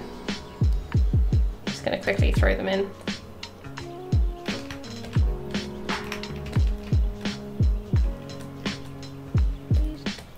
And I'm gonna auto group this, mirror and weld it, hide that, and make these all one auto group. Well, one group, sorry. And then go to split, group split, okay.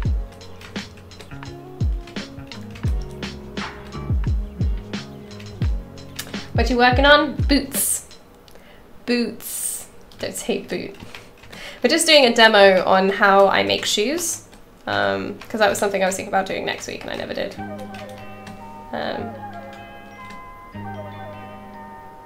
So how many do we have on each side? 1, 2, 3, 4, 5, 6, 7, 8.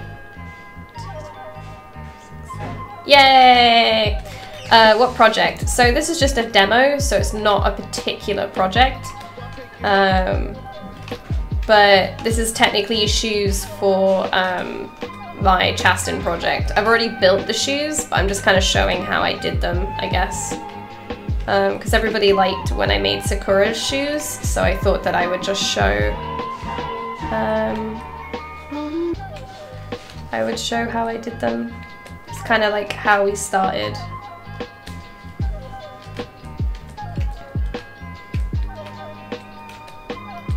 So I start with a really crappy sculpted base mesh that looks really bad, retopo that, and then kind of work on it from there and just use extract. This is a shoe only stream, it is.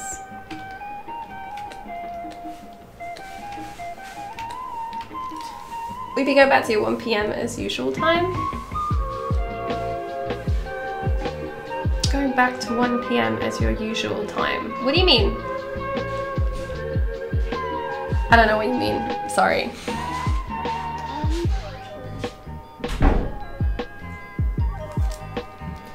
Not quite sure what you're talking about, Eric.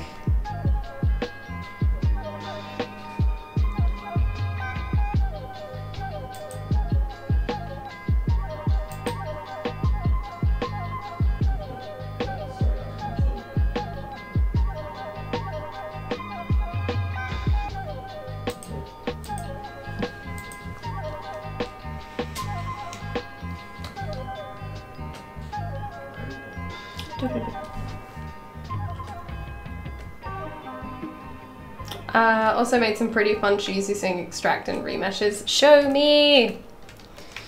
Shoes have become something I really enjoy. Maybe they're asking if you're done at 1 or something. Well, I started at 1 today. If that's what, like, I start ZBrush at 1 o'clock on a Saturday. But depending how this current contract I'm talking about goes, probably will go back to afternoon streams.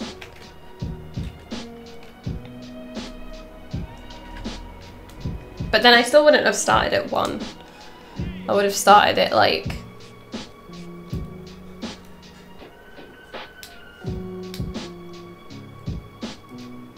yeah, my new schedule, basically I start at 10 AM and I finish when I finish, depending on if I have any work to do or if something comes up. But yeah, afternoon streams might be coming back in December, I'm not sure. I'll have to I'll do an update. Oh, depends how this thing goes.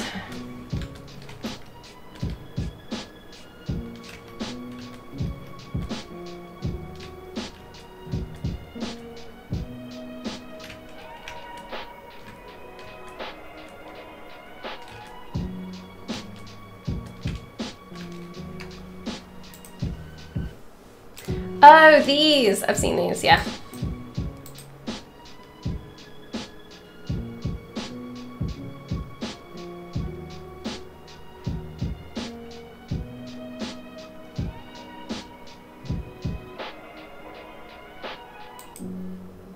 Had to yawn too, but also sneeze. Sorry, I'm gonna yawn all I need to. Sorry, it's gonna happen. Okay.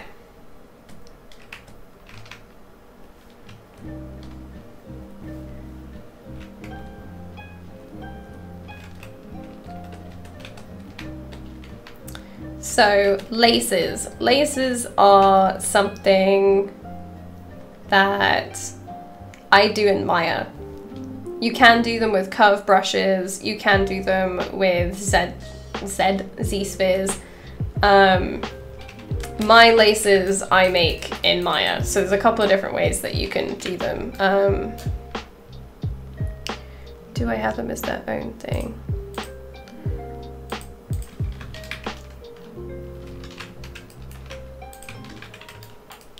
So basically, in Maya, I make a curve, and then I extract a tube along this curve, and then I bring that into ZBrush and move it around and kind of make it fit the eyelets. Normally I'll kind of like export the eyelets so that I can make them match. If we go to here, we just call them, oops, turn off group, then export them. So we go into here, import.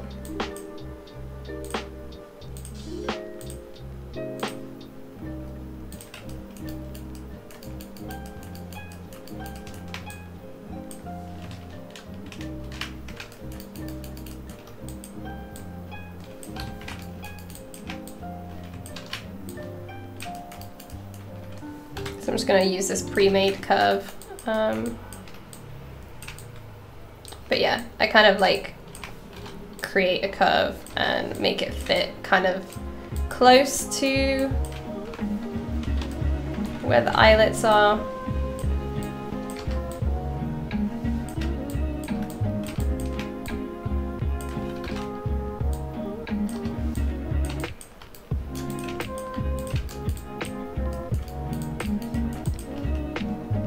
This is the eyelet that I made for Chasten, because I didn't use the standard one. And then I'm just going to create a really low poly cylinder, something that's like maybe only 4 sides, which is more like a cube.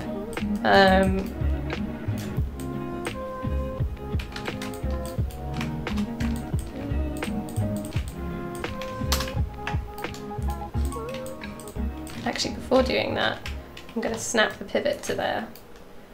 And then delete those edges. Could just delete the cap in the modifier, but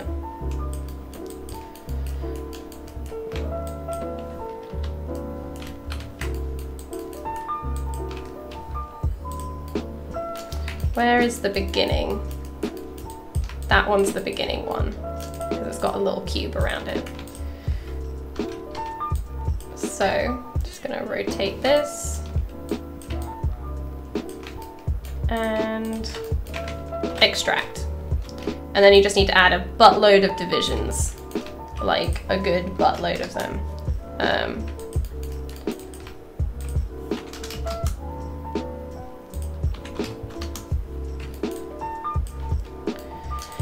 And that's your laces.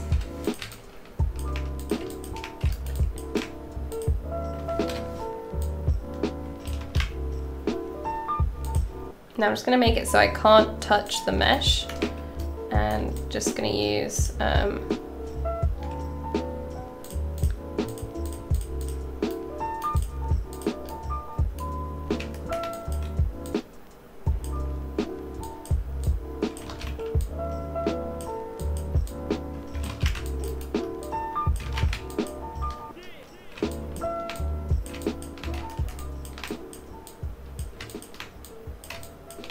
now, once again, you can do this in ZBrush as well. You can move them all around once you've already made it.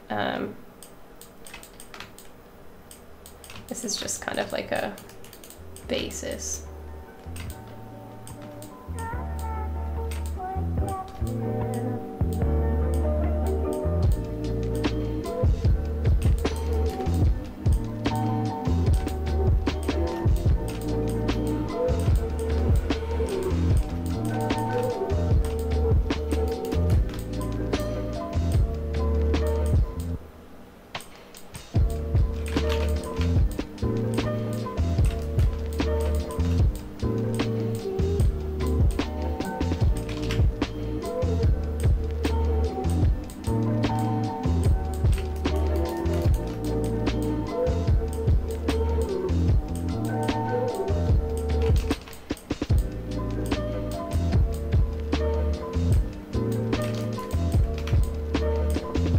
Okay, so we don't have enough points for all of them, but that's okay.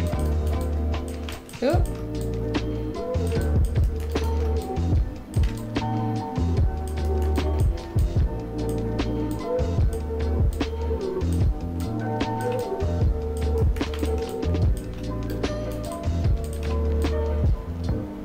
what you would do in that case is plan it better, but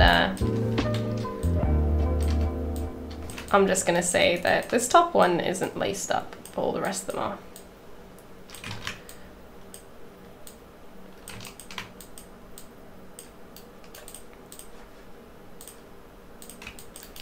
And then after I've kind of got it where I want it to be, I'm just gonna export that.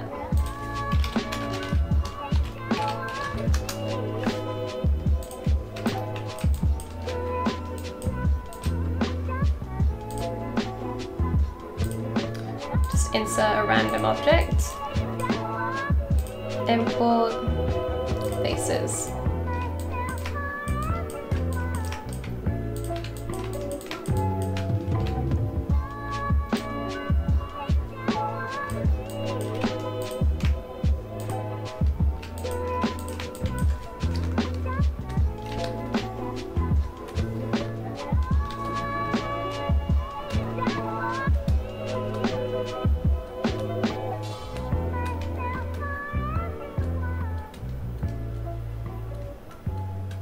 And then because I have it really low poly, it also means that I don't have to retopo it, which is a pain when it comes to stuff like laces if you have to retopo them.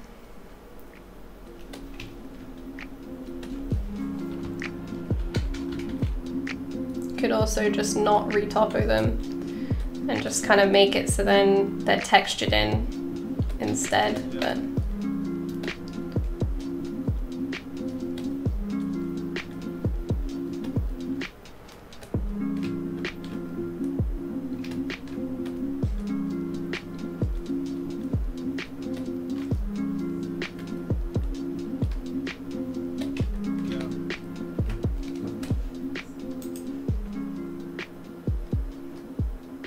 I just made straps as a workaround. Yeah, there's a few different ways. Also, ZBrush has like a laces insert curve brush. So there's a few different ways to do it, basically. They also have like an insert brush that you can kind of mess with and make work for you. But I wouldn't move the laces too much in ZBrush. I'd try to do them as much in the modeling software if you are going to do it the same way as me, because you can see all this warping going on and it's not very smooth. So I'd recommend you do it in modeling software, but you don't have to.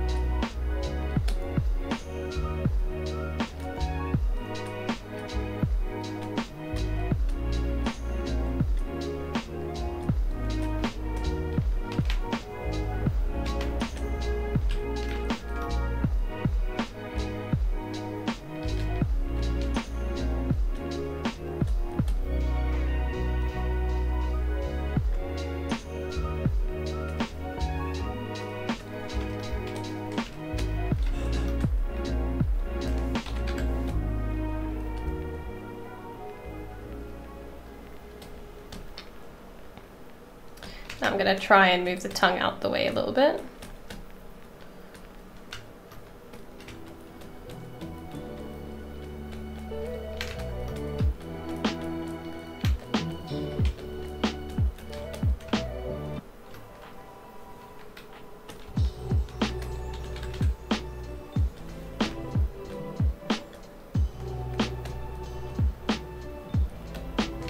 Okay, so these aren't the best laces. The other ones I made look a lot neater, but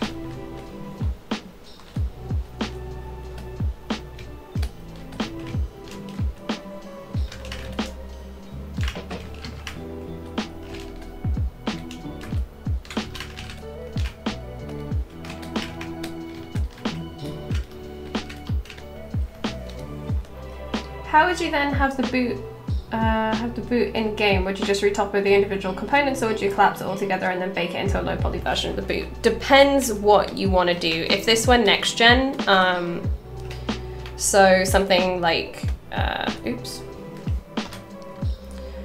If this were for something, say, like Destiny or something like that, you could probably get away with modeling them in, but you would model them in really low poly. Something to kind of like this. If you're doing something hand painted, you probably wouldn't model them in, you'd probably bake them down flat, but then that means you have to make them a slightly different way. If you want to bake it flat onto the texture, you need to make sure that there's not a lot of surface change. So you see how this is all kind of bumpy and sticking out. You'd have to make your laces a lot more flush to the surface. If you wanted to not have to model them individually. It depends how you make them.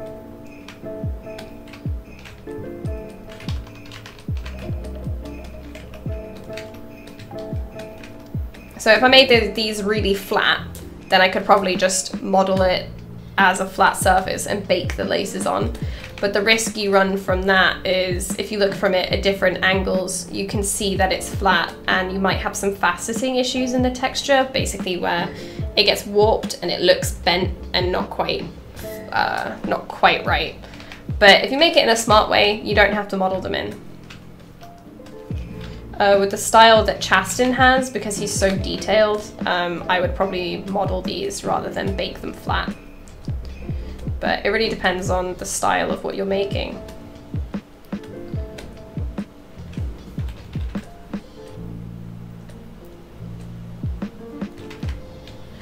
Okay.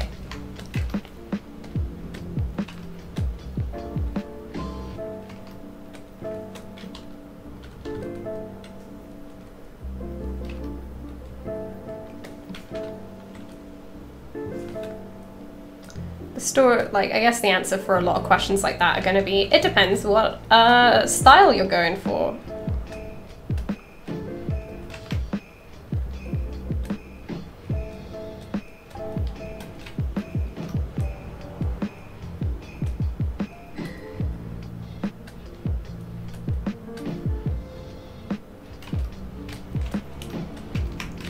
Alright, and then the bow, I pretty much did the same way. I had, I made this spline here, which was one half of the bow, and then I duplicated it and I twisted it and I made that the other half of the bow, and then I just made a little sphere for the middle part. So that's how I made the actual bow. It was the same as the laces, which I think I can probably just nab from here, so you can kind of see it here. Is it a different group?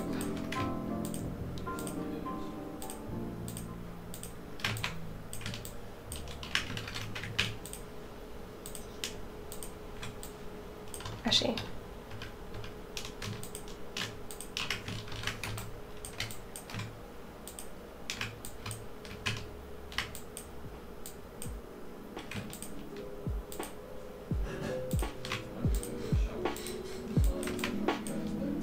So I'm just going to append this to this.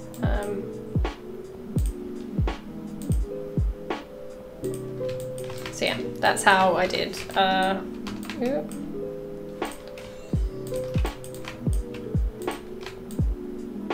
That's how I did the bow, basically. And then I just kind of stuck it on top.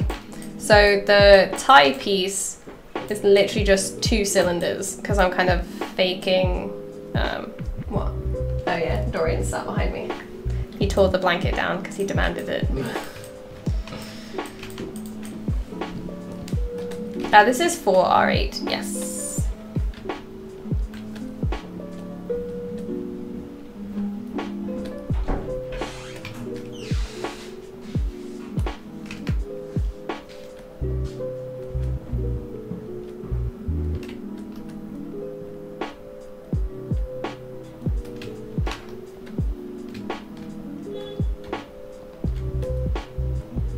So If anything, these should be straight. There you go.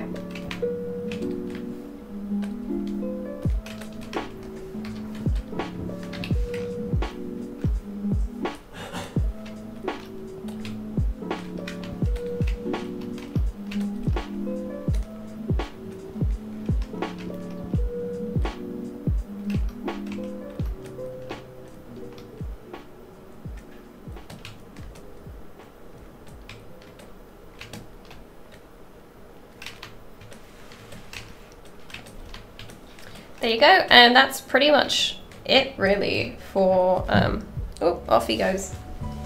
That's pretty much it really for how to make shoes. After that, it's like adding details like stitching or edging, if there's like any extra straps, or I guess like things on, I don't know, like just extra details. After that point is like kind of all up to you.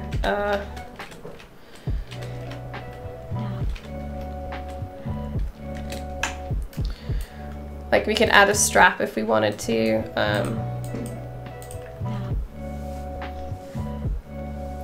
Normally stuff like stitching I'll often do on the texture. I don't usually sculpt that stuff in. But let's say like we wanted to add some edging to stuff. I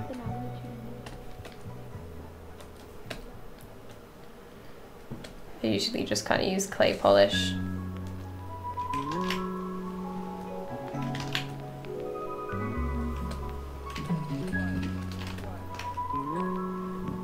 Cool boots. Thank you. I'd wear them. Hmm? I said I'd wear them. Well, you do have boots just like this actually. And they look like made up hands as well.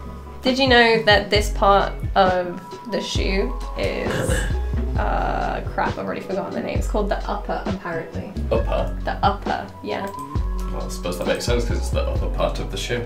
But it's like the piece that goes. Because if you didn't have it, it'd just be a normal, like, lower. It's the upper part of the shoe. Yeah.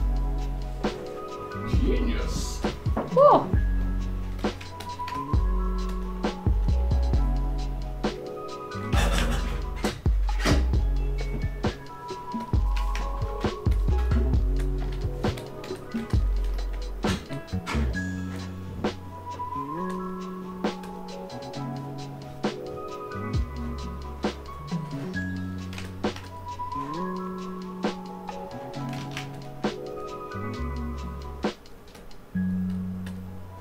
Could also use a tube brush and make this like a separate subtool, but I'm just going to sculpt it in to kind of get the idea across.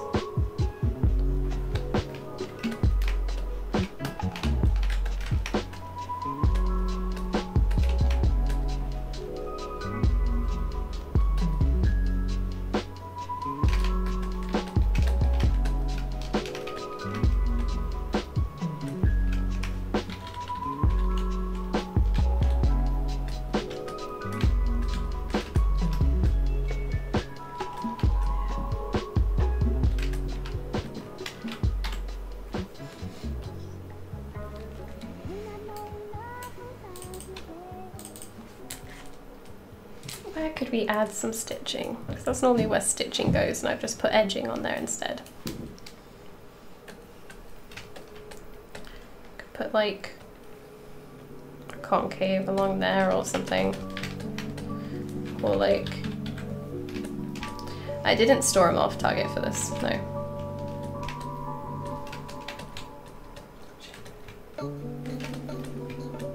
You could, but I don't really ever feel like there's a necessary reason to store on off target for stuff like this. If you want to like be able to remove it and stuff, go for it. I never really feel the need for things like that.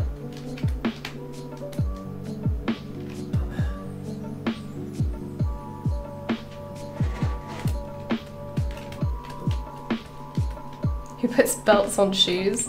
Dude. If you don't get fashion, I was at the store yesterday and there was a, I'm not even joking, there seems to be a, I'm not sure if it's anywhere else, but there's like a big fashion in the UK at the moment to wear like plain t-shirts that have just plain impact font text on it that says just really stupid stuff. Like one yesterday was a black t-shirt that said fashion got serious, and all I could think of was like, has it though? Because that doesn't look particularly that serious to me. You're just wearing a shirt with some dumb text on it. And it was like £15 for this shirt. And I was like, serious money for some terrible shirt. Fashion just got serious. Ugh. No, fashion did not. They're terrible.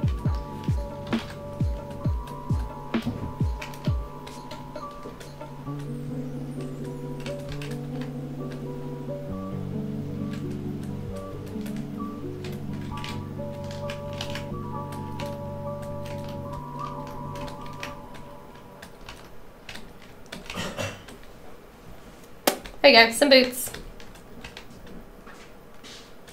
Any more details you add are kind of like up to you, I guess. Yeah, don't put that there. You're pretty much asking for him to play with it. Put it on the other side, you spanner. Luke's put up fly tape, but he put it in Dorian's cat tower, so obviously Dorian wants to play with it. It's like, nah, it's poisonous. Start smacking it. Can you link me to your Discord? You can go to my channel and put !Discord and it will give you a link. How long would you say that you spent on making a character like this, say if it was for a client?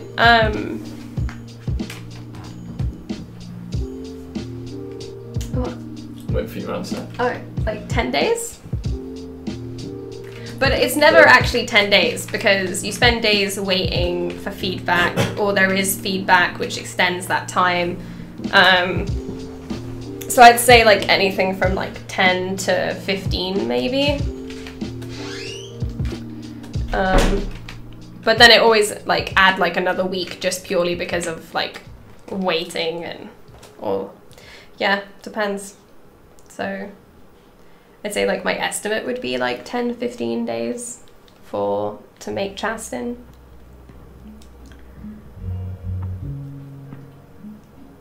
No, because you're not buying the name behind the plain t-shirt, because the plain t-shirt is H&M and that stuff is like super cheap. It's like one of the cheapest places.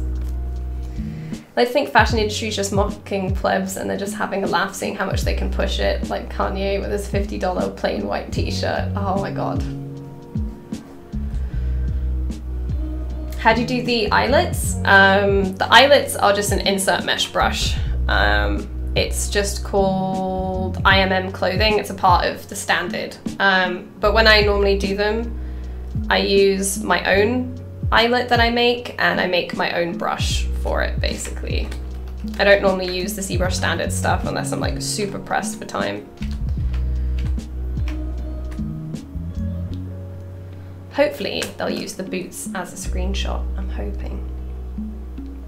Sometimes they use the most boring image as the screenshot for YouTube, and it's like, please use this one.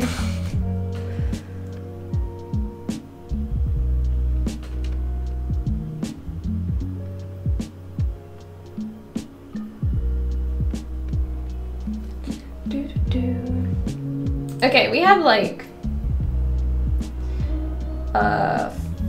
50 minutes to kill.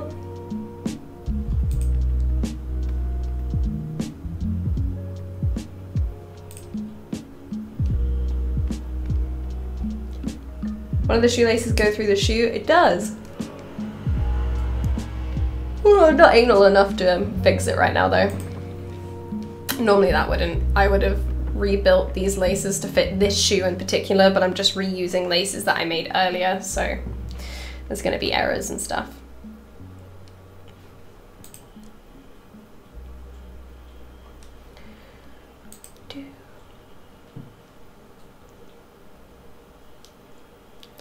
I might save it and send it to them.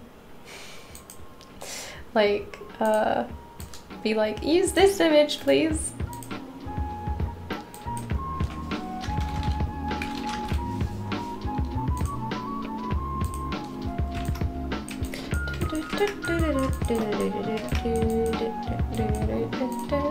So I'm just gonna merge similar. So I have it on a different, these are the actual boots that I'm using for him, so they're a bit more polished.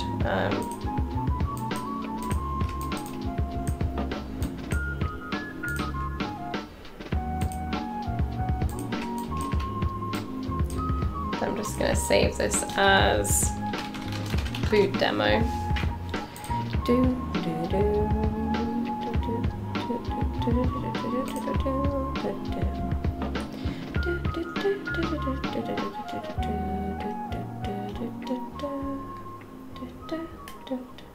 Who's gonna wear what for Halloween?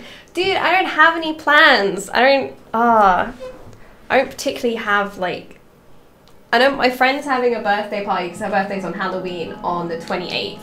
So basically after the ZBrush stream, I'm gonna be going down south to go and see her for her birthday. But I don't have any costumes, so I'm just gonna wear something kind of cop-out-y. Like just get like some spider earrings or something, I don't know. It's gonna be bad. Don't really have the money. Okay. Could you talk about planes for characters? I noticed a problem for me at least. I don't spend enough time on the initial block out phase and basic shapes and jump into muscles. Any tips for getting out of that habit? Probably just not doing it anymore. Halloween is not for kids. Can we please ban Orc Tamer? Thank you. Get out. Big boars, I would just say don't do it. If you catch yourself doing it, stop. It's not, there's no particular tip for not jumping into the details too soon. Just if you find yourself doing it, just do something else. Move away from that part and work on the block out on something else for a bit. But yeah, if you find yourself getting too distracted, it's probably time for you to move on to a different part and work on that for a bit. Alright, so that's the boot demo. I've just saved it as a Z tool, so we're just gonna reopen.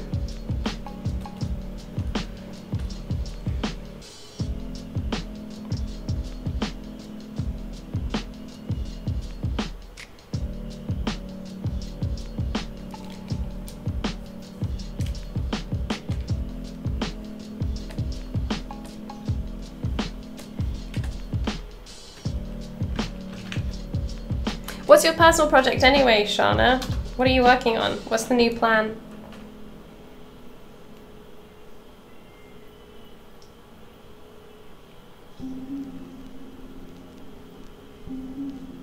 I'll get back to displaying my man for clickbait.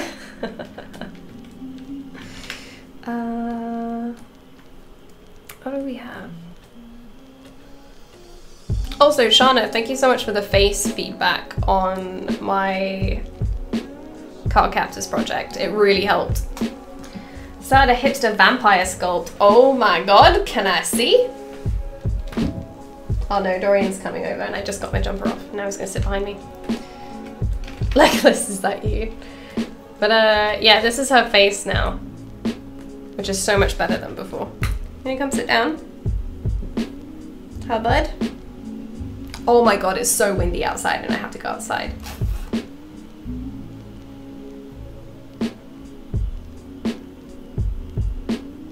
Hello?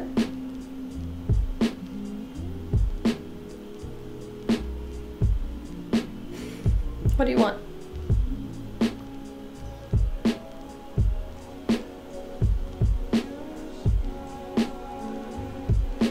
He's getting such a gorgeous beard too. Oh my gosh, I'm excited.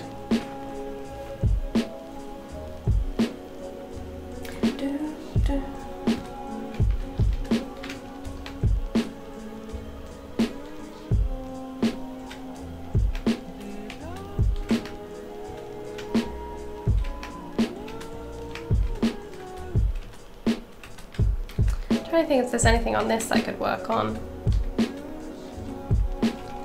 I think I've pretty much finished this now.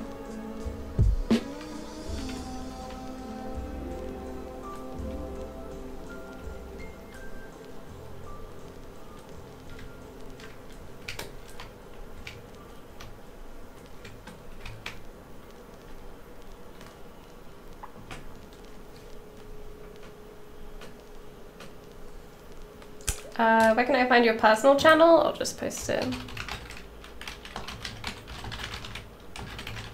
Boop. That's me. I haven't heard of Sansa. Oh, thanks, Gary. Yes, and guys, go follow Shana as well. Shana's awesome.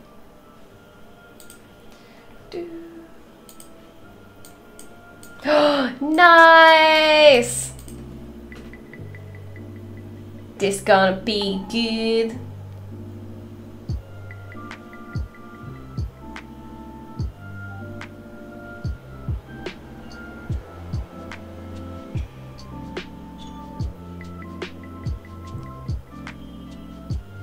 I like her hair a lot. Her hair's gonna be really fun to sculpt.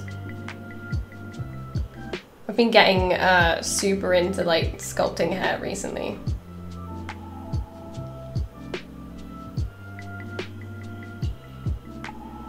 Love it. Welcome to feedback. Love the adjustments you made. Thank you. So she's much shorter, which makes her a bit stockier. And then I fixed all the planes under the eye and stuff, because the part that I always struggle with is this part of the face. That's always the part that I find the hardest to get right. Like, I just can't seem to ever get that transition right. I struggle with it a lot. Either I like flood this with like, either I end up like filling this in too much and doing something weird, or like making this too flat, and yeah, I always end up doing weird stuff. It's like the hardest part of the face for me to get right.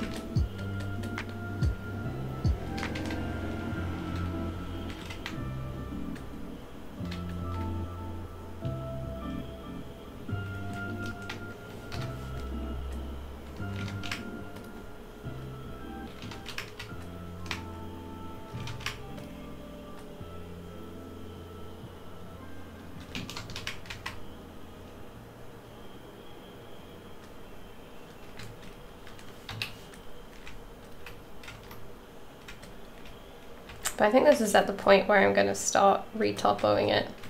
Mouth is so cute. Now, yeah, man, I don't know. I think I was trying to add like a bit of a smile or something to it, and I wanted her mouth to be open so then I could like put some teeth in there, but I ended up screwing it up. But yeah. No, it looks much more cute now. And I fixed the chin, because this used to be like pointed downwards. Yasif gave me some feedback on that. So the chin got fixed as well. Whole bunch of stuff, but it looks a lot better now. So I think this is pretty much done. There's nothing really for me to do on this for this stream. I'm gonna see. It'd probably be Chastin, but I haven't particularly planned anything out for him to work on.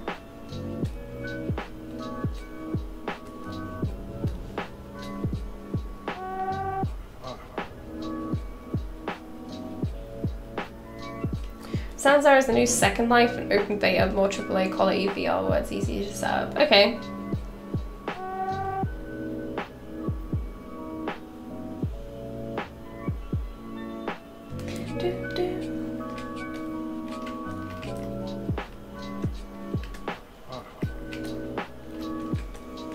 Guess I've got stuff like polish to do on Chastin, like edging on these belts and stuff.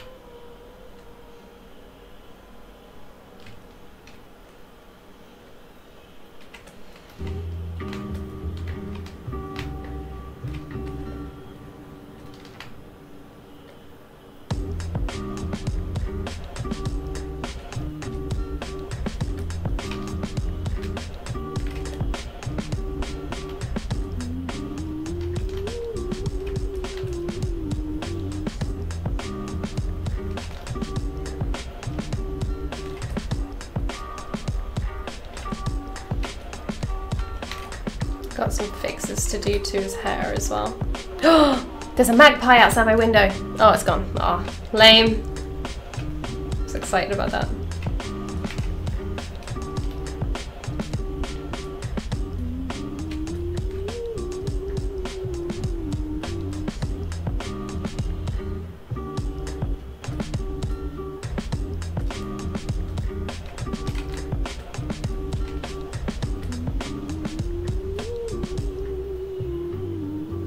Hey, Isa, how's it going?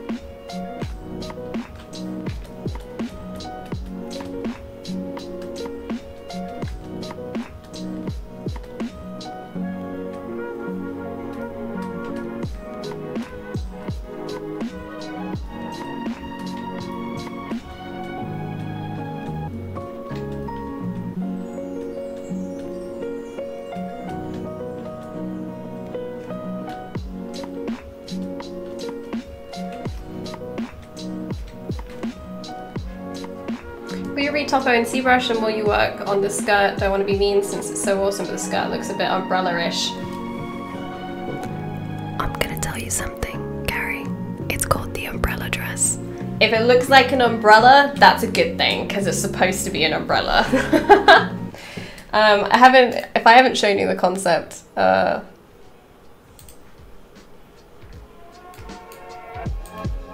it's supposed to be an umbrella. So that's good. It's good if it looks like an umbrella, because that's the point.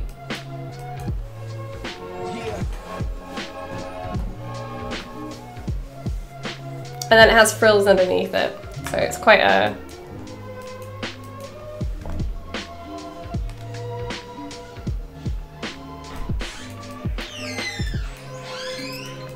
But yeah,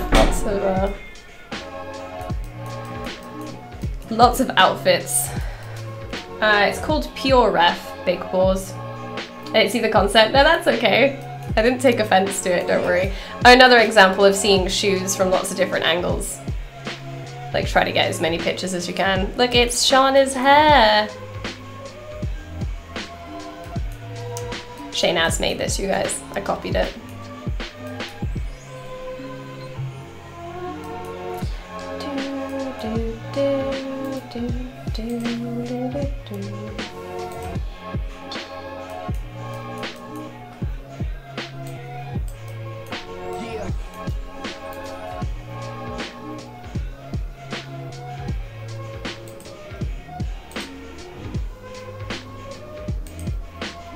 Menthol, that link didn't work. Sorry.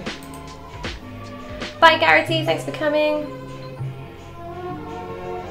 How come you can't get it that light? You're blonde, no?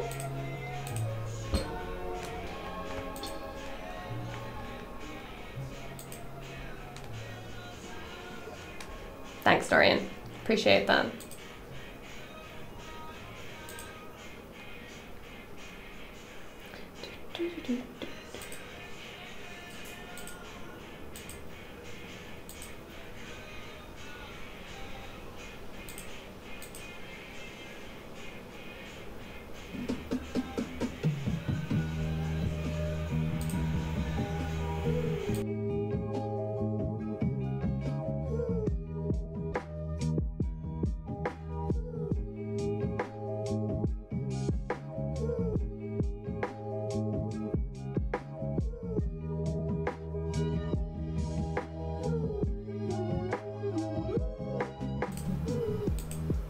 Okay, there we go. Nice!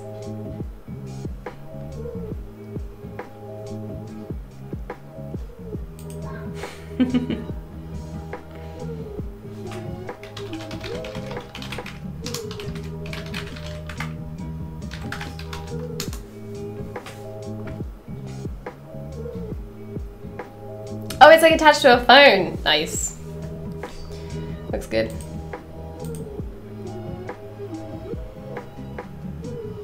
I've ruined it enough already. I'll go orange soon, I think. Ah, okay. You just want to protect it. Yeah, that makes sense.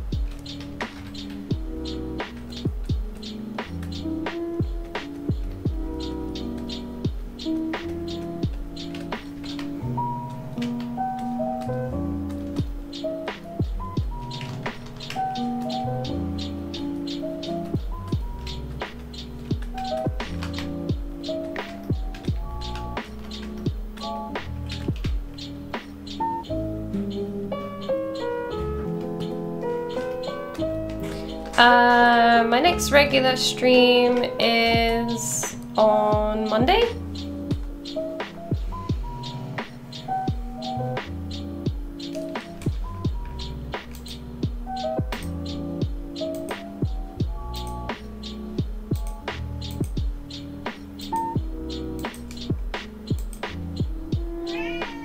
Yes, Dorian.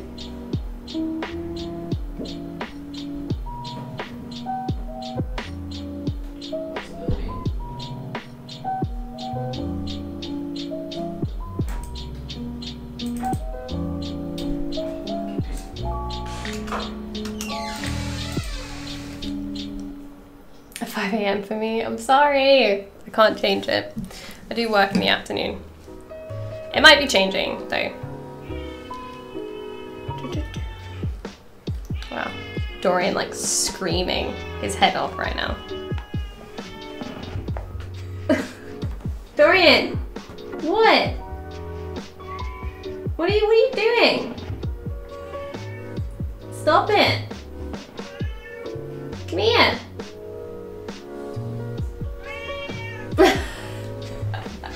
What?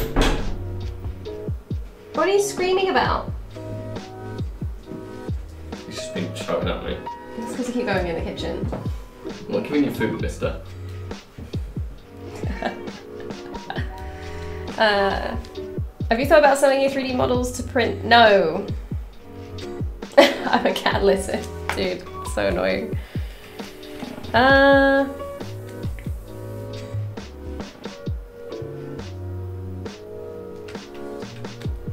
I don't have anything else to do, you guys. I've done my thing. I might end this half an hour early.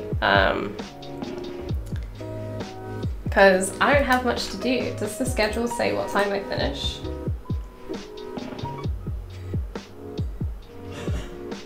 No, it doesn't. Okay. I might have to finish this a little bit early, you guys. I don't have anything else to show. I just had the shoe demo, which I expected maybe to last a little bit longer, but it didn't. Let's get that in here so you guys can have a look.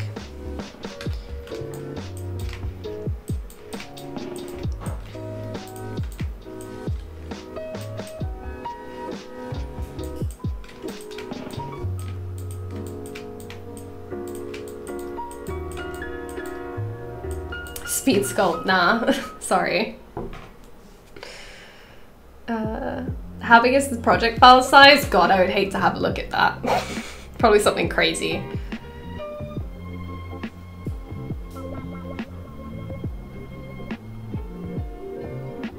But yeah, guys, I'm gonna get going. Thank you so much for hanging out. I'm sorry we're leaving a bit earlier, but I don't have anything else really to show you. This was my plan for the stream. I'll try to make one next week that lasts a little bit longer. And maybe work on Milo again, because I don't have any projects really that are at a point where it's at a point for sculpting, I guess.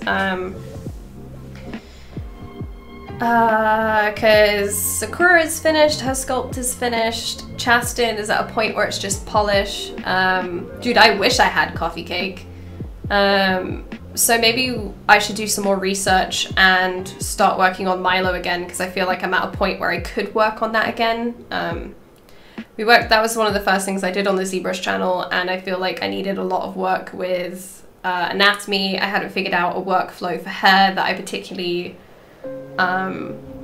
liked or really knew about, so I think I'm at a point now where I could probably try to pull that off and work on that again. So if we quickly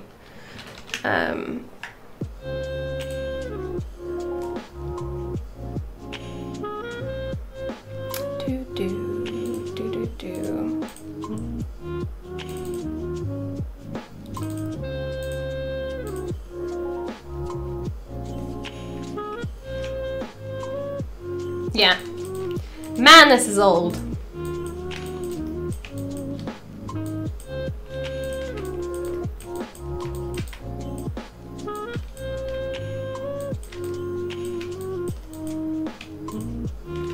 Oh my god, her face looks so bad without paint. Okay, yeah, she needs a lot of work, you guys. The paint kind of tricks you into thinking there's a lot there that isn't.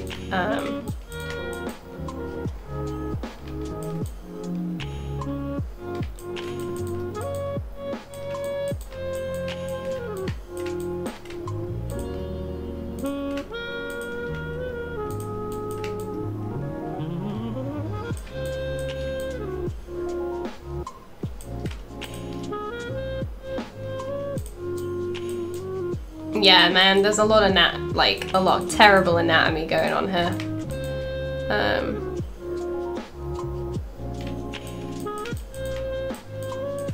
So like real makeup? Oh snap! That's so fucking rude. But yeah, maybe we'll start working on Milo again. There's a lot of stuff I'll probably want to rebuild, like these ears aren't very good.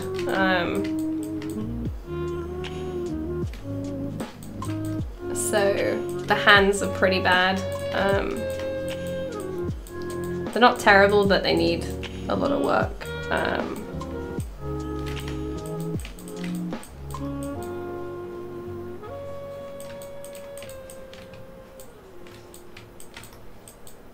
Yeah, okay, we'll probably work on Milo next week.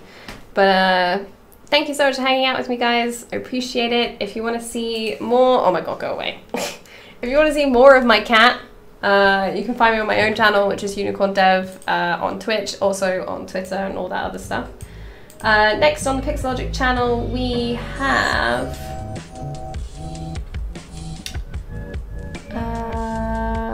somebody new. No, not new. Okay, cool. So Monday we have Mariano, who is amazing and does absolutely amazing work. So if you want to catch him, he is here on Monday at 4:30 p.m. PT, which is Pacific time. No, on Sunday we have ZBrush Live apparently. So, wait, who's next? Oh, okay, one sec. I'm in the wrong place. Saturday.